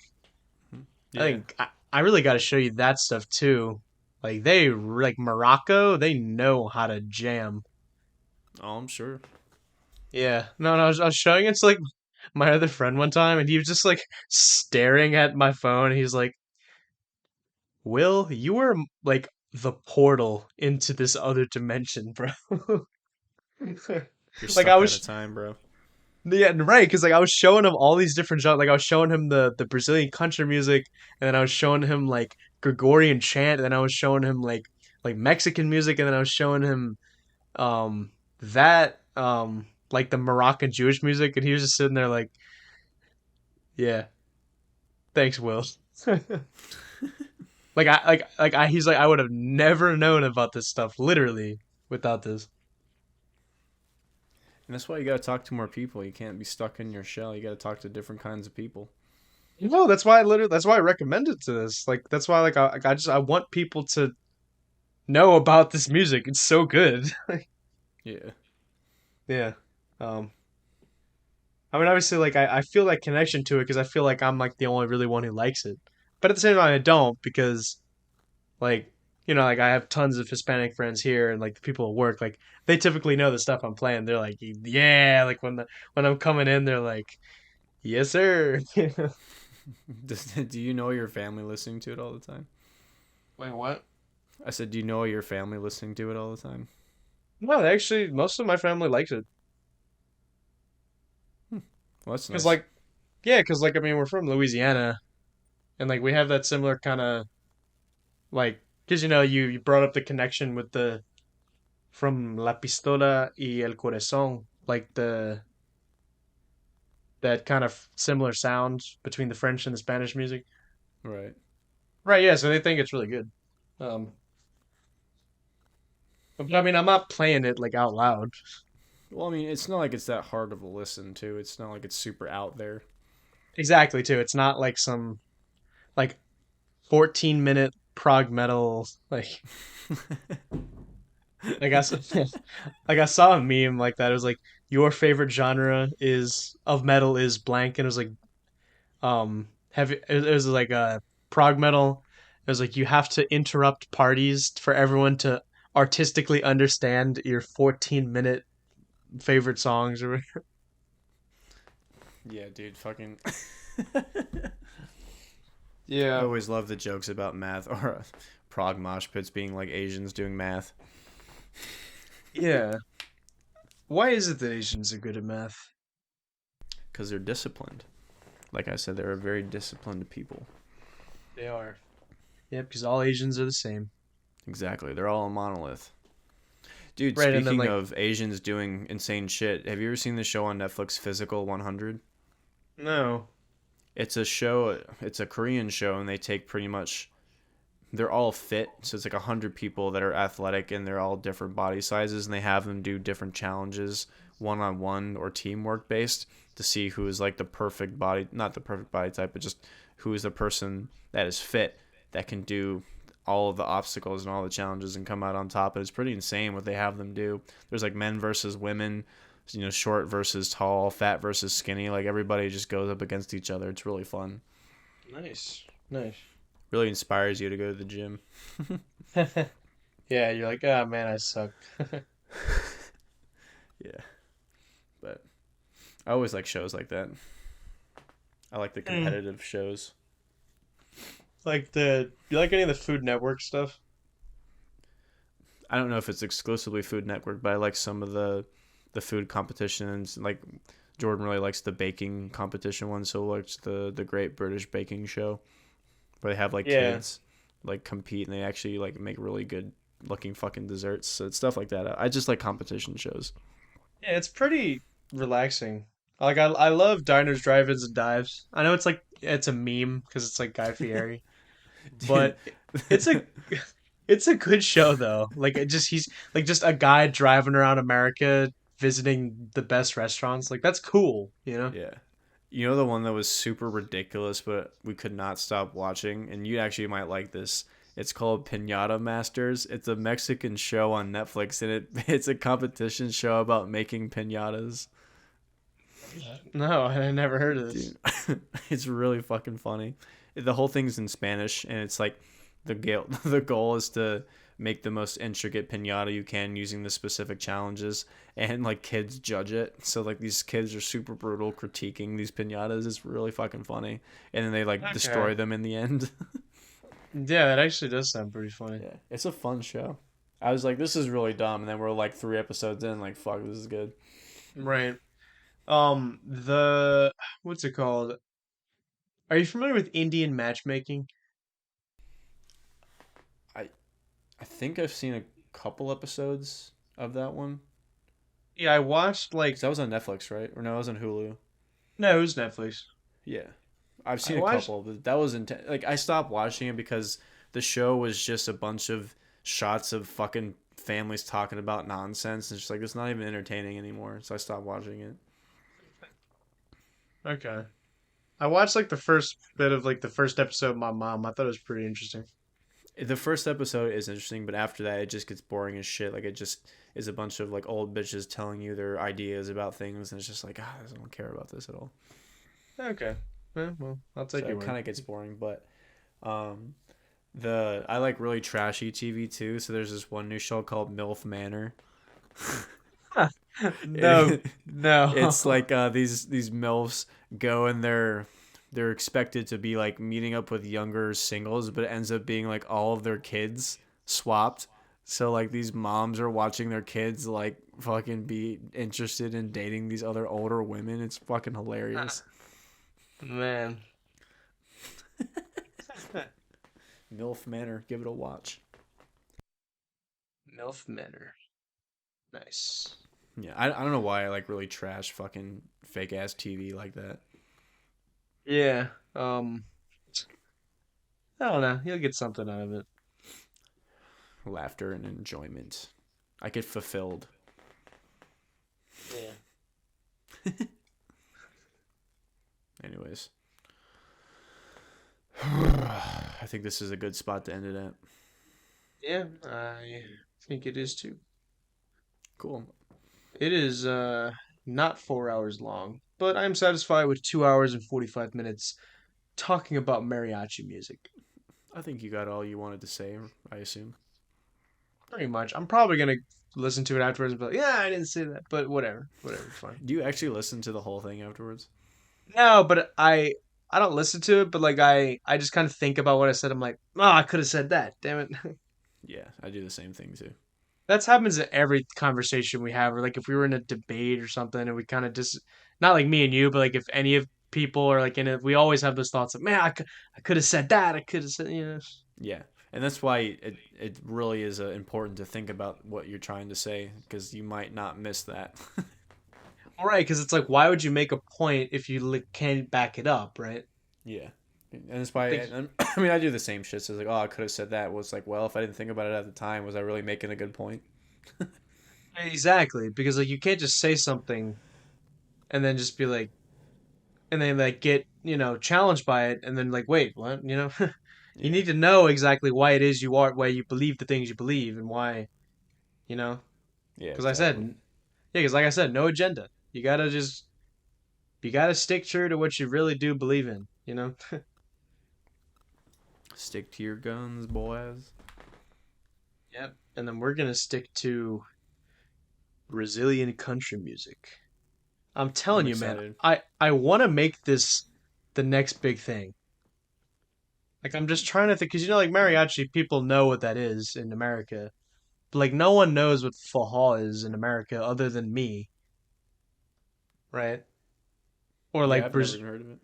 right, or like Brazilian Americans. But even so, like a bunch of like it's a very northern Brazilian thing in the sense that like because Brazil, when you look at it, it's a mirror image of America. Whereas like in America, like the North is a lot wealthier, um, well off, whereas like the South is poorer and is like it's like highbrow, lowbrow, right? Yeah, But in Brazil, it's like the opposite. So like the South is like a lot wealthier, highbrow, and then the north of Brazil is like the east specifically, because like in America it's the northeast and the southeast, right? And in Brazil it's the same things. Like the southeast is the really wealthy, and then the northeast is the really poor. And the Brazilian country music comes from the northeast part of Brazil. so they got the struggle in the music. Nice. Yeah, but I mean it's still country music. Keep that in mind. Well, hopefully, I mean, I feel like if country was done in a better way, I'd enjoy it more. But like, I don't know. I'm Maybe this telling will you, maybe this will be it. this right. That's what I'm saying. I'm like, I'm telling you, this is how you do country. Because if you do country anyway, this sure as hell is the way you do it. Yeah, I'm excited to do that. Yep, bro. I never thought we'd get to the point where we're talking about, like, you know how like sometimes like your interests can be like so niche. Like I'm like, yep, we're talking about Brazilian country music, bro. I felt that way when I was younger, but I feel like now I'll just talk to anybody, anything. I don't give a fuck, I especially with know, but it, music. I don't know, but it's funny to think about sometimes. Because I mean, I just look at it, but I'm just looking at someone who's like just sees that. They're like, wait, what are they talking about? Yeah, I know. Yeah, it's like so niche, right? Yeah. Well, all right. I think this is nice. Cool, man. Yeah, looking forward to the next one. Yep. Buenas noches, señor. Nachos de Buenos. Yes, sir. Good night. Bye.